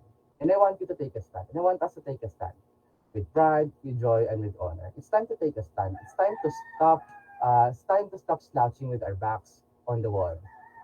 Because we aren't built to stay on the sidelines. Asians are people who are supposed to go forward, henceforth sounding the horn of victory. And I believe everybody has the right to do so. And here I am again, General Galgo, saying that those evil-looking eyes, those yellow-skinned people, those people who has their hair down, short people aren't inferior. I am General Galgo saying that who once experienced bullying, saying that standing in front of you, saying that Asians are no less than people.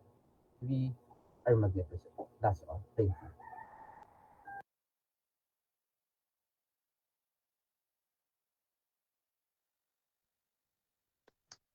Grabe, no? Partner, nandyan ka pa ba?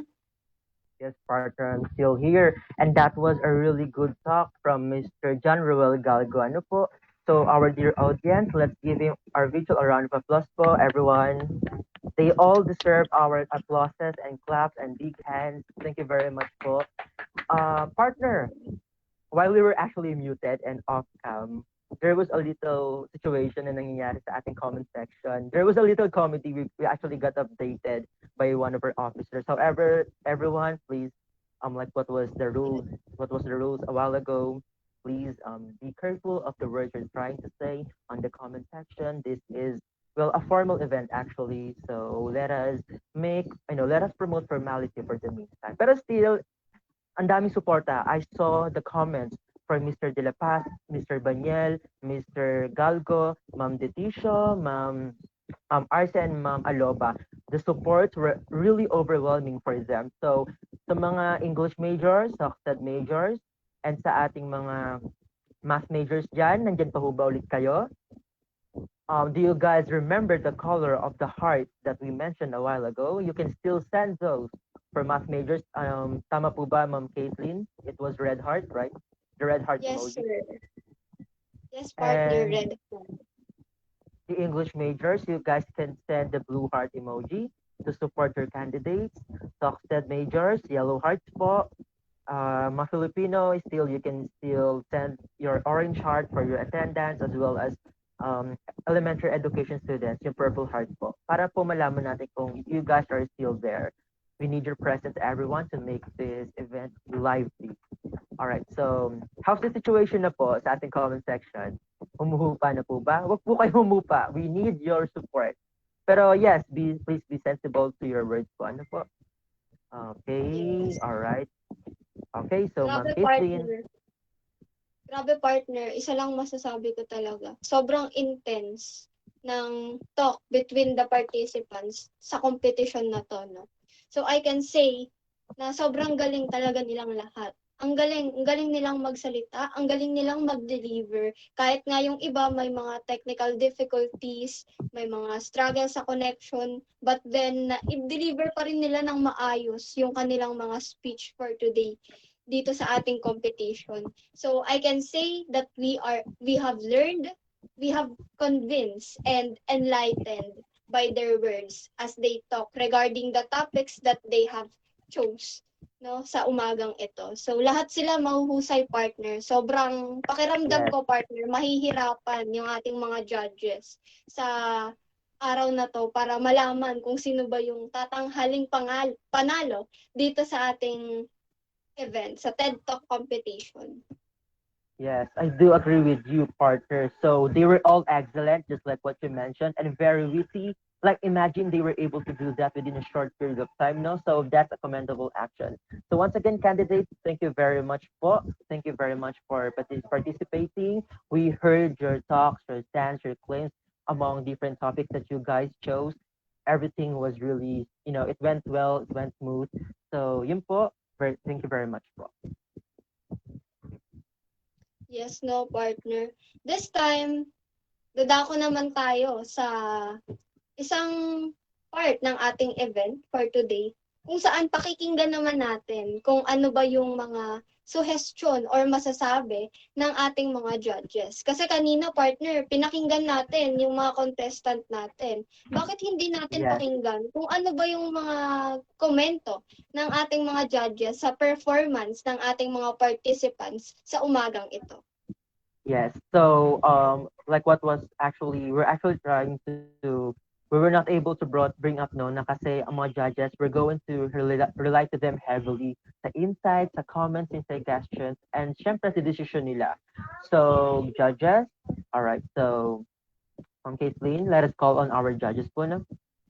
Yes, sir, no. So, without further ado, let's call on our first judge, which is Miss Laura Grace Singson. Let's give Hello her po, a ma'am. virtual round of applause. Ma'am, by the way, you can still further extend your deliberation po, no? Outside the judging. If you want to say something po outside the judging, you're welcome po. Okay, sige. Okay, good morning. And I'm so glad to take part in this event, no? So I'm very inspired by the participants' talents, especially in delivering their messages. So I believe should be a tradition, no? Itong TED Talk. It will really help the students to show their talents and how to do research, no? And how to execute the things that they learn. So in general, no? Dito muna ako mag-general. I'm very, very pleased sa mga participants natin. Number one is the moderation ng voice. Kasi pet peeve ko talaga pag medyo mataas na yung tono ng boses, especially pag speaker ka. Kasi the first thing that I was trained to do when I had my first job was to modulate my voice. Sabi ng boss ko, oh, ang tining-tining ng boses mo. Dapat i-modulate mo yan. So dati hindi ko yun maintindihan. Pero as time goes by and as I meet other people, and it's how to present yourself then to speak in a modulated voice. So I affirm the women, no, na nag-speak ngayon kasi generally mga babae matitining ang boses, including me. But when you executed your speeches, it's very modulated. And also the guys who participated, very makikinig ka talaga sa kanila, no? Yun. So yun ang I affirm in general sa ating mga speakers for today. And also, nakita ko dito on how you quote, how you set the settings or the context of your talks. It's very important, no, para ma-lead nyo ang inyong audience on what you are talking about. So I am very particular about that. So in general, our speakers did their best, no, in setting the context of their talks, and that is very important in everything, especially in communications, to set your tawag dito, the context. And lastly, to really capture your audience is that how you live the challenge, no? You are challenging your audience sa inyong talk.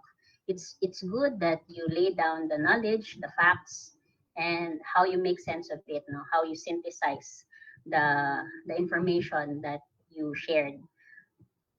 It will make sense upon your challenge. So yun.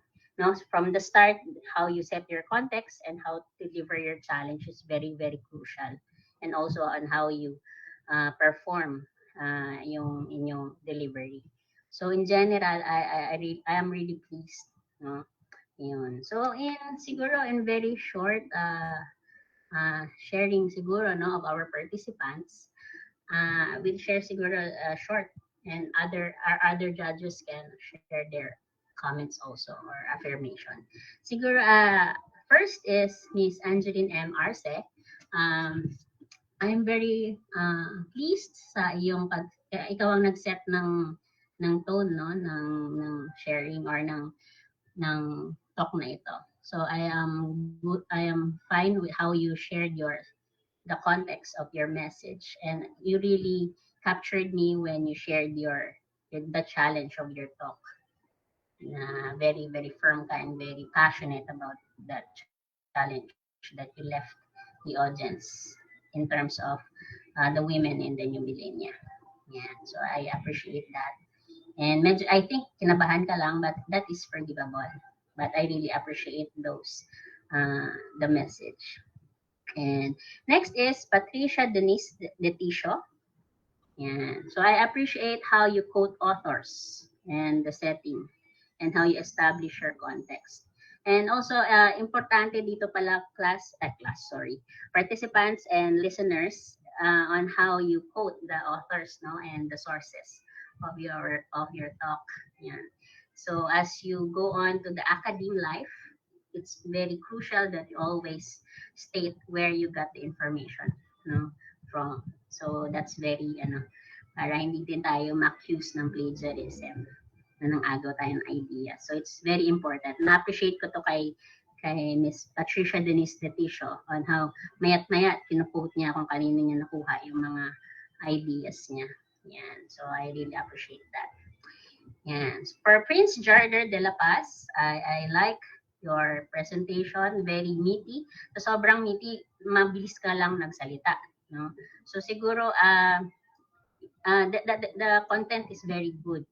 Kaya lang sa sobrang masyado kang maraming gustong i-share, very meaty ang iyong message, mabilis ang pagkaka-share mo nito. Yun. Pero overall, it's good. Yan. And you're very passionate about your topic. Yan. So that comment is for Prince Jarder de la Paz. And for Miss Ana Isabel Aloba, I like your spontaneity, no? On how you shared your message. And I really appreciate that, and on how you shared the women of influence and your tone of voice, and very very conversational lang. Yeah. So if ever next talk mo yun, no?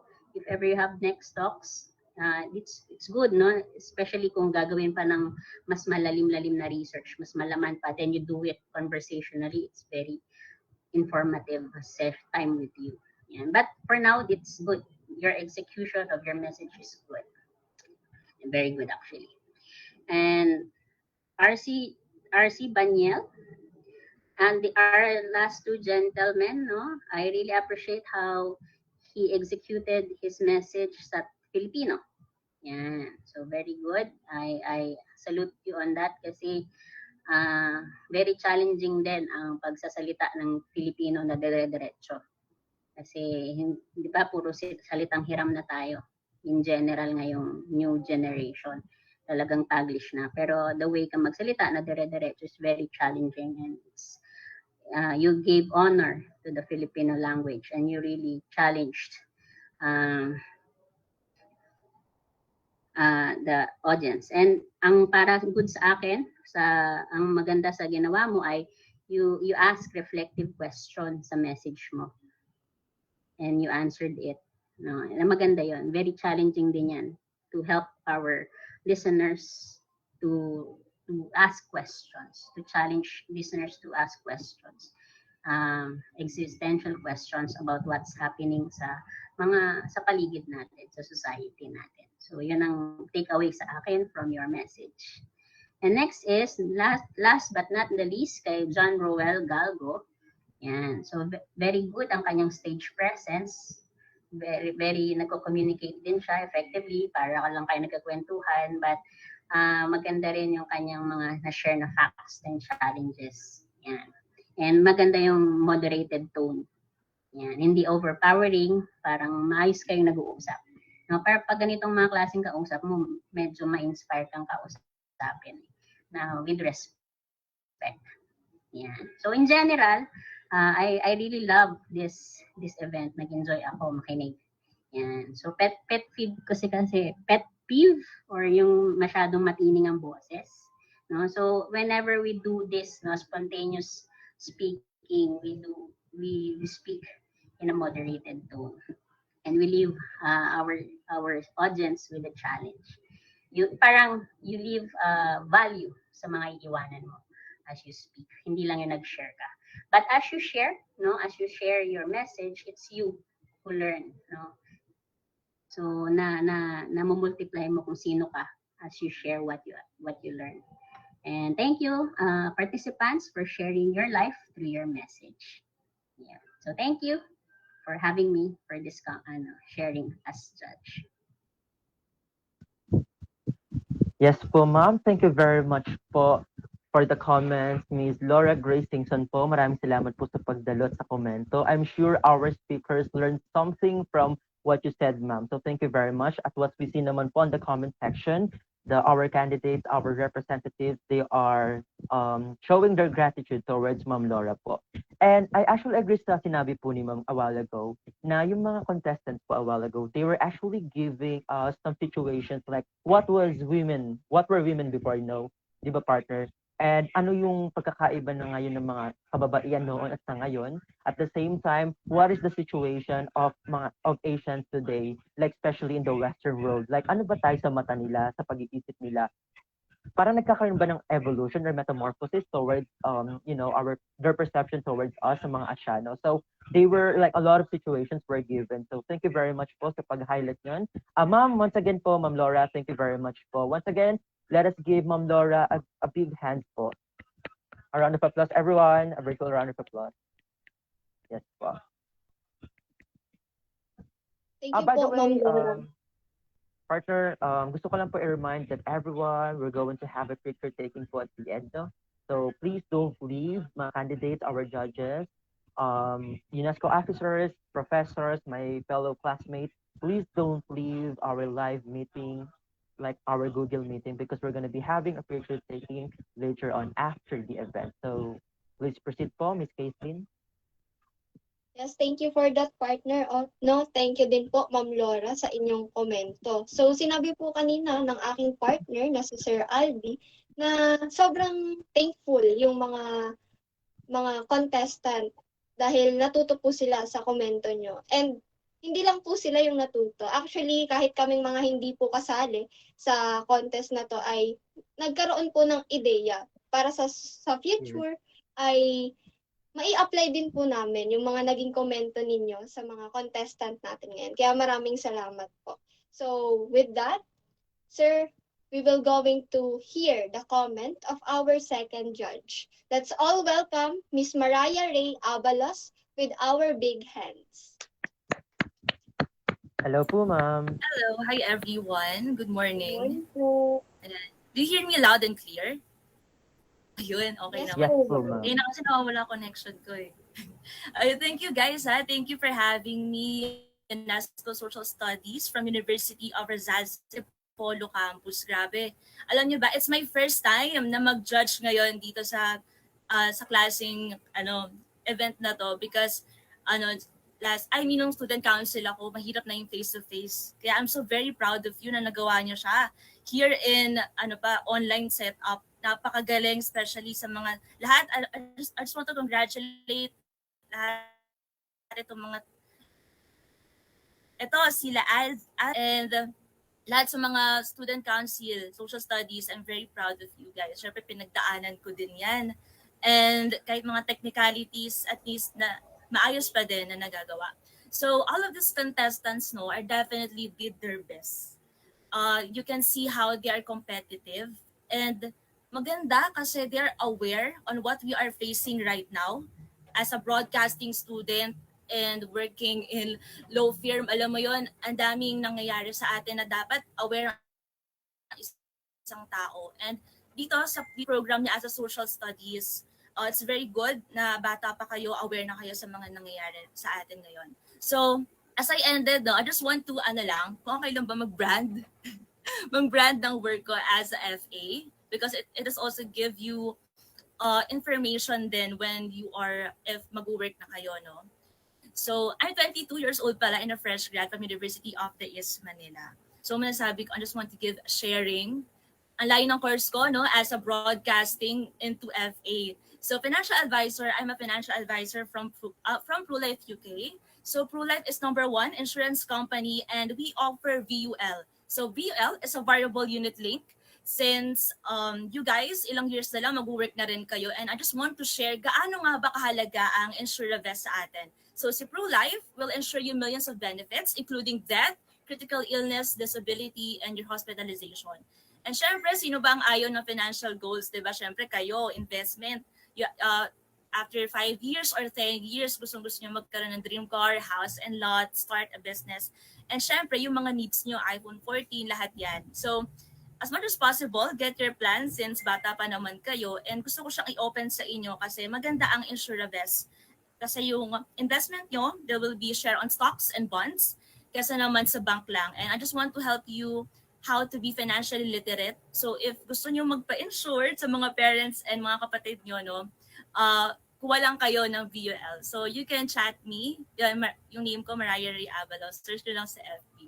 Okay, so let's proceed na sa judging. So medyo mahaba-haba ito. Ang dami akong chika for today's video. Charot lang. Okay. So start tayo kay Miss Angeline Arce. You know, it's very good, especially nung nag-start siya ng question. And she portrayed it very well. At tanggalin lang siguro yung mga ganyan. Kasi na-feel ko din yung kaba niya. Pero yung tense, yung diction is there. Na-sense ko yung power, yung thought niya, especially how she start from past, the history, up to present, what will happen in the future, and konting push pa siguro sa present kasi mas siguro you have to choose the right audience. Maganda yon kasi yung pag-question niya kay D. Cortez, ayan yung kasi syempre lahat tayo related sa ganyan. It's good na she give examples, important based on facts, not only sa facts to, but more on history din. And yung opinion niya. So maganda kasi when you guys doing thesis, no, napag-aralan namin na reflexivity is important. Reflexivity is based on, sa paggagawa kayo ng thesis or maybe soon, no? Ito yung pag-share niyo ng experience kung paano kayo magbigay ng opinion niyo. Kasi meron na kayo experience on that certain topic. Ayan. So next, no? Ayun pa. Okay, si Miss, ayun, tanggalin na yung konting kaba. And you can also add more on sa politics. It's very good to share your story. Madami makaka-relate sa mga Gen Z. Ayan. Next is si Miss Detisho. Ayan, I love her speaking voice. So give her, nagbigay din siya ng other information and facts. But siguro, no, na yung time lang is medyo nakulangan. But more on historical, have more on balance lang para mawala lang yung kaba. May part na nawawala lang yung content. Minsan kasi kailangan, stick tayo sa gantong part. Then after nun, next ulit. Kasi minsan may narinig ako na kung saan napupunta. But all in all, it's very good. Nagagawa niya ng maayos. Busog yung information sa mga ginagawa, sa mga sinasabi niya. So siguro onti lang talaga yung time, kaya hindi niya siguro na end yung closing ng maayos. But the content is there. Maganda yung performance niya. All in all, lahat naman kayo. So si De La Paz, si Prince, yan, good example. He's very brave, no, at first. Kasi syempre, ang topic niya is woman in new millennia. And lalaki siya. So nag-start, baka inisip natin na, baka meron tayo dito mga patriarchy or something na problem. But he's brave, especially nag-start siya sa parenting. Maganda na nag-start siya dun sa experience niya. Dito, specific lang sa nangyayari sa atin. Mother, father, kapatid, no, ate, kuya. So give lang importance, magbigay lang siya ng importance, lawakan pa yung speech. Kasi pansin ko kanina, medyo nalilitaan lang ata ako sa aspect or baka siguro kulang lang sa time. But more on practice. Ayun, all in all, maganda naman ang performance. Next, si Ana Isabel. Girl, you're so good.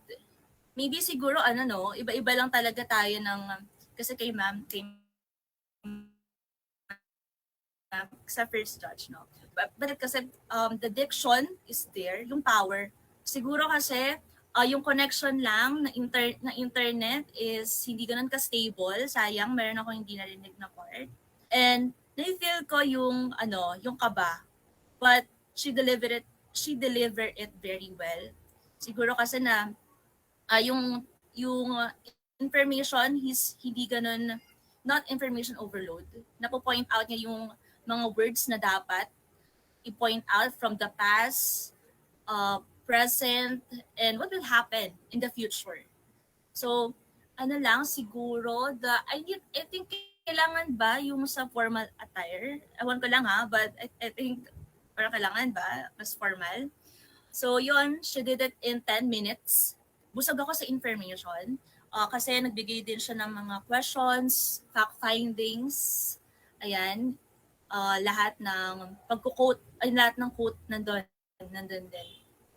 So, sayang lang sa connection. So, si RC Baniel, wow, I'm very proud din dito kasi nagtagalog siya.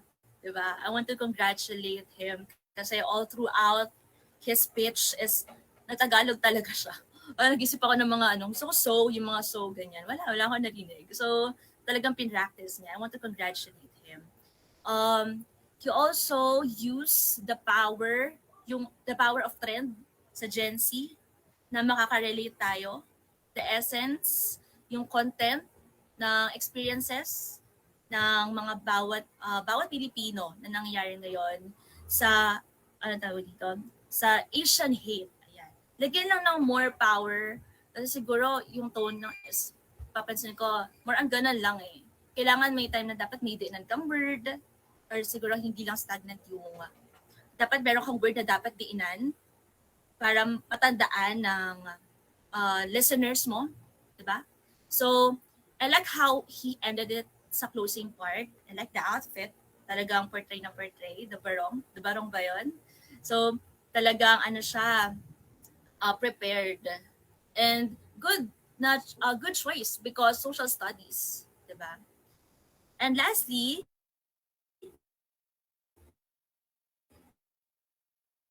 Galgo, I think it's good na you put feelings on what you are saying, knowing that you are into it. It's good to leave questions. Like, sinasabi mo na, kapag nagtatanong ka, ikaw din nagbibigay ng sagot. I think it's very, for me maganda siya pakinggan kasi after you give questions, you also give suggestions on how to apply it to other people. Diba? Paano sila makaka-relate. It's good to put your experiences on what you're seeing and trend sa YouTube. Sabi mo na madami tayong nakikita sa videos na sinasapak or na-violate because of you're Asian. It's good to use metaphorical. May narinig ata ako nun sa part mo. You're comfortable talking with others, like parang feel ko you are more on speaking kasi parang confident ka in how you deliver it to words. Siguro more on gestures lang. Ayan. He used trends, movies, yan. Which, ito sana yung gusto kong marinig, no, sa mga nag-portray, doon sa nag-speech ng woman. Kasi, syempre, as a broadcast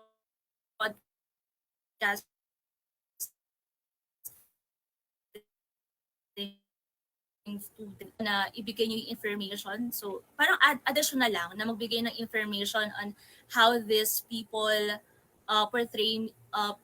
portray this woman in media sa mga movies, 'di ba? Sa generation natin ngayon. And all in all, maganda kasi maganda yung factor na nakaka-relate ang lahat ng students, especially itong mga Gen Z. Ayan. I congratulate all of you guys. Napakagaling. Congrats!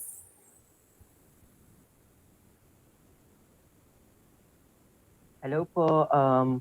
Thank you very much po, Ms. Mariah Ray Abalos po, no, for the comments that she gave. Thank you very much po, no. For sure, our candidate will remember her compliments and suggestions. So we learned a lot from what Ma'am Abalos said to us. So by the way, guys, what may sinabi po si Ma'am a while ago, if you guys want more details about it, just chat her. So I guess her name on her Facebook is the same that she uses here on our Google meeting, Maria Ray Abalos po. So ma'am, thank you very much for attending our competition. Thank you for commenting to our candidate. And partner, syempre, may papahuli bang judge dito? Syempre, di ba? Kaya nga siya narito, di ba? For it. Naman, partner. Yeah. Ayan, no? So, kanina yung dalawang judge natin, nagbigay sila ng mga komento and sobrang nabusog din tayo sa kanilang mga comments sa ating mga participants. Siyempre, papakinggan din natin si Dr. Mary Jane Monteroso. So, we'd like to hear your comments, ma'am, and the stage is yours. Good morning po, ma'am. Good morning po. Muli, good morning everyone. Congratulations po sa lahat. By the way, naririnig po ba ako? Malinaw? Kasi medyo mahina ata yung connection ko. Nag-on and off. Naririnig po ako? Naririnig po, ma'am. Yes po, ma'am. Okay, You're audible po. So, salamat po sa pag-invite sa akin. It's an honor po na maging parte ng napakagandang program na ito. So, congratulations sa lahat. Nakakatuwa, ang gagaling. Talagang napakagagaling ng lahat. So lahat kayo panalo na kasi sobrang gagaling ninyo. Yun pa lang makapag-present kayo dyan ng buong husay na ipakita nyo yung sarili, na express ninyo yung mga gusto nyong sabihin at yung inyong sarili ay isang napakalaking achievement na yan. Kaya congratulations sa lahat. Sadyang napakahuhusay po ninyo. So, general muna para sa lahat po kasi lahat kinakitaan ko nito. So, hindi ko na siya babanggitin mamaya para medyo kung yung suggestion na lang mamaya. So, kitang-kita ko po sa lahat yung 3 E's na dapat nakikita natin sa effective delivery. Nandiyan po yung energy. Wala naman pong makakapagsabi na walang energy ang lahat sapagkat nag-uumapaw po yung energy ninyo ng lahat ng participants or contestants. Yung eye-to-eye contact, nandiyan din po, kitang-kita. So, talaga namang makikinig ka. Kahit anong ginagawa mo, pakikinggan mo ang lahat ng nagsasalita kanina. Dahil sa kanilang kung paano nila express ang sarili nila. At syempre yung expression, yung mga mukha nila, kahit kinakabahan, laban lang, sige. Hindi, dinidedma muna yung kabang nararamdaman nila. Minsan nahahalata pero naitatago pa rin na compose pa rin yung sarili nila. Okay? So, muli congratulations sa lahat. Siguro iwasan lang yung medyo yung distracting mannerism, medyo hindi natin napapansin na nagagawa na pala natin. So para kay Angeline Arce, natutuwa ako kasi half body talaga yung kanyang no? So kitang-kita siya kanina sa screen at na maganda sana yung pagkakataon na yon para siguro dahil siya yung nag-start medyo kinakabahan. Miss Angeline, yung gamitin mo yung pagkakataon sana kanina na kasi maganda yung yung hand gesture mo, damihan mo pa sana. Para mas ma-express mo yung sarili mo, yung kaba mo, doon mo sana ibuhos. Okay? Pero ang galing kasi, na-include mo yung sarili mo doon, saktong-sakto, swak na swak, doon sa tema mo for today. So, ayun, medyo kinulang ng konti sa, siguro dahil sa kaba, medyo tumataas yung tingin mo, parang medyo mas, may mga part na yung mata mo inahas sa taas o hindi ko alam kung sa kababa siya, pero huwag kang kabahan kasi magaling ka. Huwag kang kakabahan. Sa susunod, alam kong marami pang daraan dyan kasi magagaling kayong lahat. Ayan. So very good ka dun kasi talagang ikaw lang ang nakapag-insert ng sarili mo doon sa topic mo na dapat na talaga naman ay topic ng mga Gen Z na katulad ninyo. Okay? So para naman kay Patricia Denise, napakaganda ng boses mo, no? So yung very kalmado na talagang yan yung gusto kong matutunan Parang paano ba maging kalmado? Kasi medyo matinis nga katulad ng sinabi ng isang judge natin kanina, si Ma'am, yung first judge. Yun nga, yung matitinis ang boses pag babae, pero siya yung ang boses niya yung very good modulated voice talaga siya. Sabi nga, gift daw yung ganyang boses. So, nasayangan lang ako kasi medyo parang hanggang dito lang, hanggang shoulder lang yung nakikita. Hindi nakikita yung hand gestures mo, sayang. Kasi doon mo pa mas nailalabas yung sarili mo.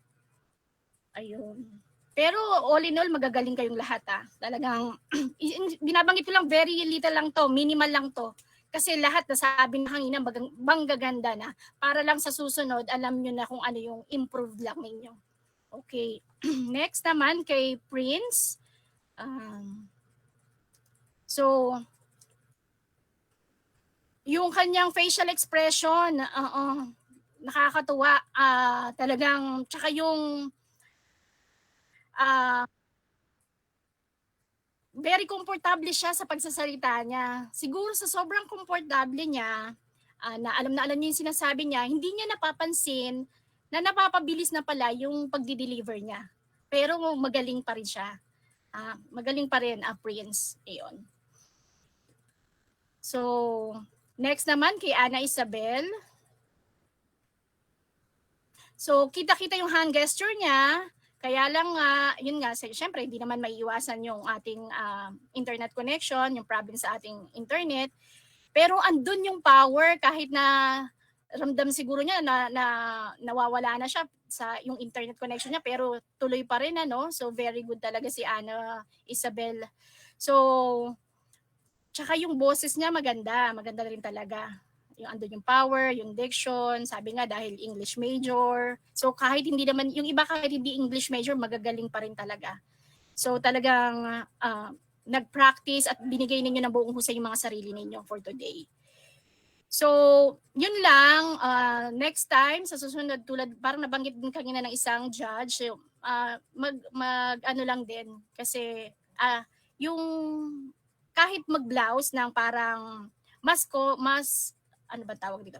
Mas presentable kasi although maganda naman talaga si Ana Isabel, pero iba pa rin kasi yung parang pinaghandaan mo yung event. Pero doon naman sa tawag dito sa delivery niya bawing-bawi. Siguro nagmamadali lang siya kaya nakalimutan niya na mag-dress ng mas akma sa okasyon. Okay. Next, kay RC Baniel naman. Ito din tulad nga ng binanggit kanina ng isa pa nating judge, nakakatuwa yung mga gumamit din ng sarili nating wika, ano? So, tagos sa puso naman yung mga salitang binanggit niya. Talaga namang makikinig ka, tatamaan ka bilang Pilipino, ano? Medyo yun nga, yung upuan niya lang medyo nagsasway-sway, siguro baka yung doon siya mas komportable, yung gumagalaw-galaw. Ayun, siguro iwasan na lang siya. Okay, next naman si John Roel Galgo. Very expressive yung face niya. Tapos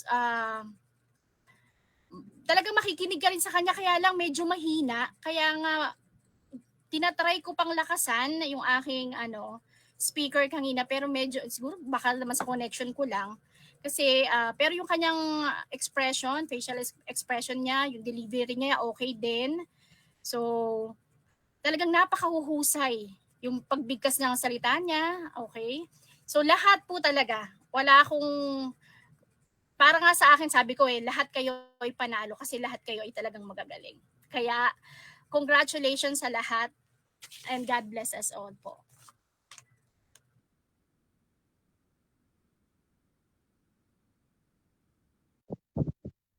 There we have. Thank you very much for Dr. Mary Jane Monteroso for the comments. So once again, we heard the comments from our judges. And syempre, as we witnessed those talks, their comments a while ago, syempre natuto tayo, di ba, partner? Yes, So yeah, we partner. learned a lot Sobrang from them. natuto tayo. Yeah, yung modulation of words, tapos yung kumbaga yung mga reflective questions that we can actually use, actually not just to our speech, to our talk. Syempre, pwede rin yun sa essay. I think it is really perfect for it. Parang one of the best elements yun, di ba? Kapag ang isang essay natin, ang isang sanaysay natin ay puno ng realizations, wherein we can adjust from those realizations and reflections. And once again, Miss Maria Ray Abalos, Ma'am Laura Grace Singson po, Dr. Mary Jane Monteroso, thank you very much po for our judges. Pero hindi po sapat itong pagpapakita namin ng gratitude kung ganun lang po. So, thank you very much once again. So, before we proceed to actually sa next, the next part of our event, sa mga tao po dyan, kumusta nilang po namin kayo? How was the competition, everyone? So, did you guys enjoy the talks po? Sa mga nasa FB Live po natin. Sa tingin nyo po, based on the comments that were given by our judges, who do you think is the winner? Ayan na. For sure, nag-name drop na yan sa ating comment section. Ano, May updates partner, po ba? yung bias nila, partner, pinipili na nila yung mga representative nila, no? Kasi ang gagaling for talaga ng sure. ating mga contestant, sa totoo lang, partner. Yeah. Kagaya nga ng mga sinabi ng mga judges natin, lahat sila panalo talaga kasi sobrang laman, fruitful talaga yung mga words na binitawan nila sa umagang ito. Sobrang nabusog talaga tayo, partner, sa mga insights and ideas na iniwan nila sa atin regarding sa mga topic na pinili nila. Although, some of them pick the same topic, pero iba't iba yung Yes, mukha ng salita na binigay nila sa atin.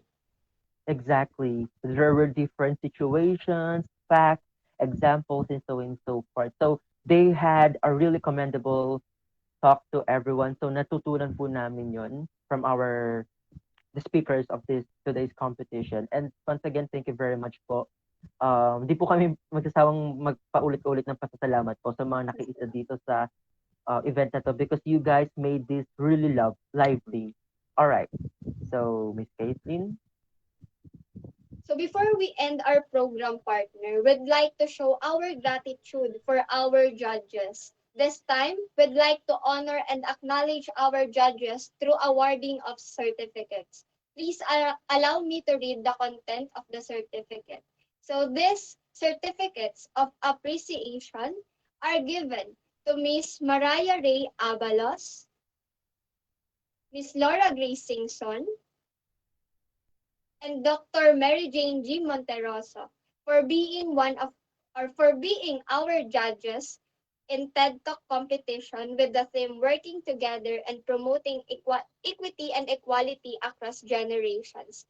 Given this fifth day of November in the year of our Lord, 2022, at the College of Education University of Rizal System Antipolo campus, signed by Miss Elizabeth C. Oliveros, our UNESCO Club Social Studies Organization President, Mr. Mark Ferdinand Aguilar, our UNESCO Social Studies Organization Advisor, to Prof. Eloisa M. Bayangos, the Program Head of College of Education, and Dr. Lourdes Titihada, the Dean of College of Education.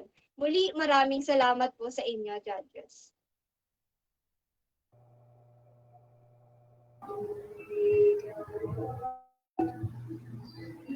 Thank you. Good morning. Yes po. Thank you very much po. By the way, everyone. Thank you very much, I was judges. yes, sir. I was actually told na may gusto pong sabihin si Ma'am Singson. So, Ma'am Singson, the stage is yours po. Thank you, Mr. Theodosio. So I would like everyone to invite you to like and share our Facebook page. No, I'm part of Fullness and Freedom Counseling and Training Center. We offer seminars and counseling sa different organizations and corporations.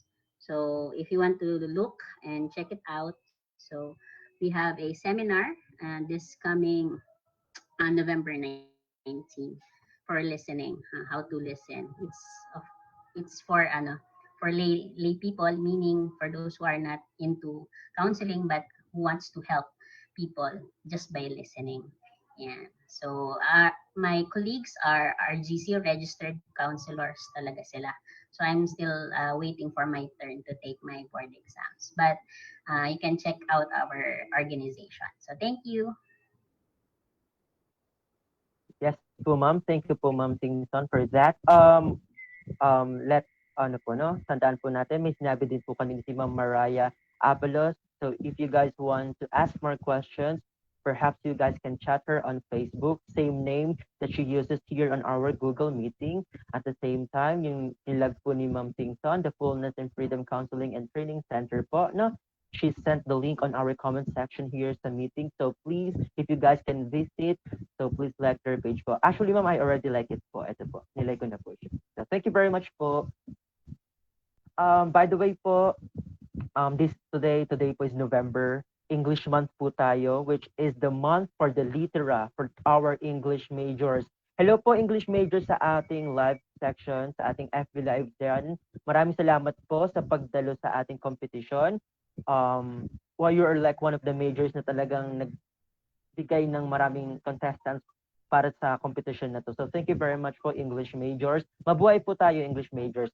And syempre po, wag po nating kakalimutan other organizations of our dear College of Education, marami po tayong mga organisasyon like Radicals. So we should help them as well sa mga activities nila. Pero for the meantime, since this is November, Litera, expect the support from UNESCO. Thank you very much po.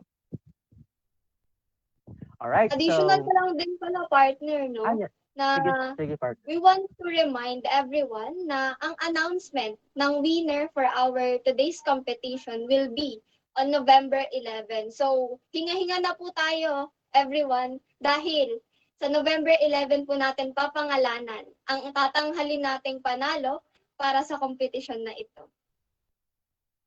So, how's like, everyone? imagine, no? Are you ready Imagine mo na para partner, sa ating partner? Yes. Sa ating So, like, documentation?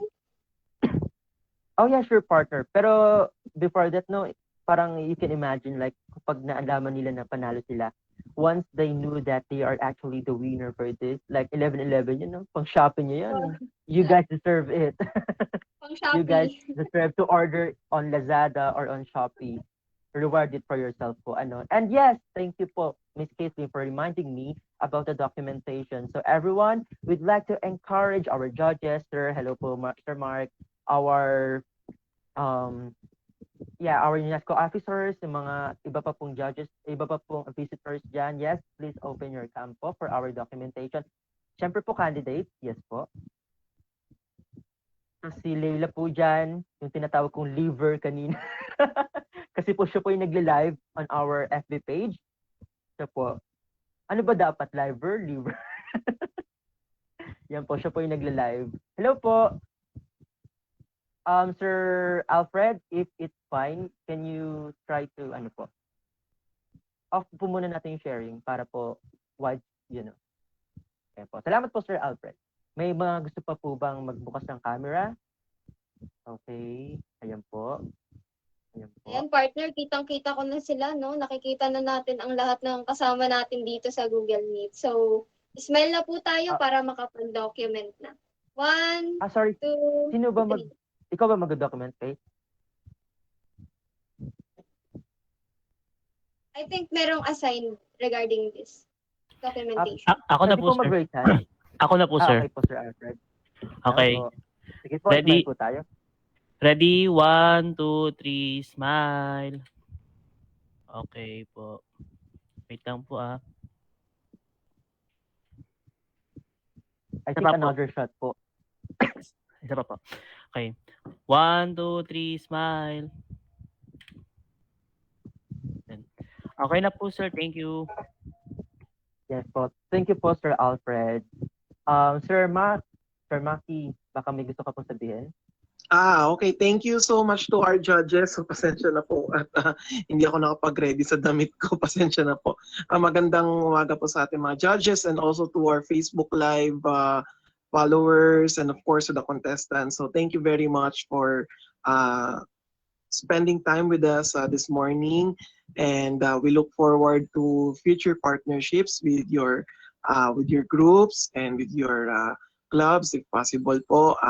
The UNESCO Social Studies Organization is open for collaborations and linkages to all of you po. Maraming salamat po, and we would like also to remind everyone that when you are watching in Facebook in Facebook, please refrain from giving any appalling words that will blurt in your when you type your comments kasi these videos were being published online, so you are having a digital footprint nung kumbaga markado na kayo kung ano yung naka-comment nyo dyan. So cringe yun sa part ninyo.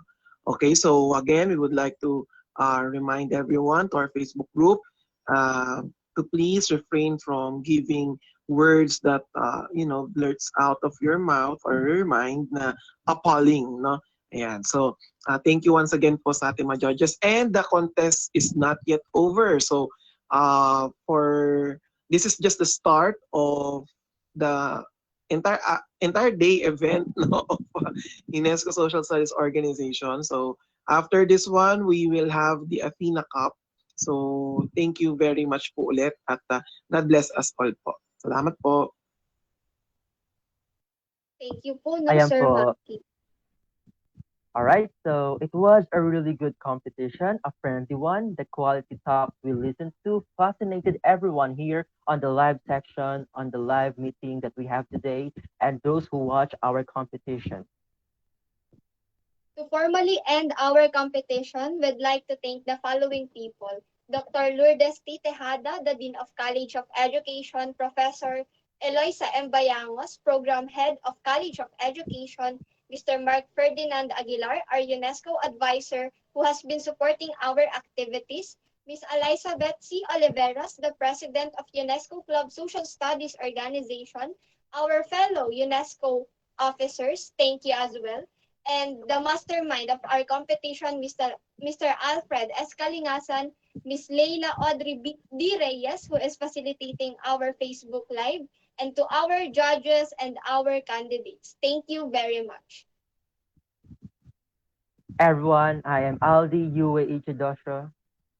And I am Kathleen Joy S. Diguangco, the program facilitators. Kita-kits po tayo mamaya sa ating Athenian Cup.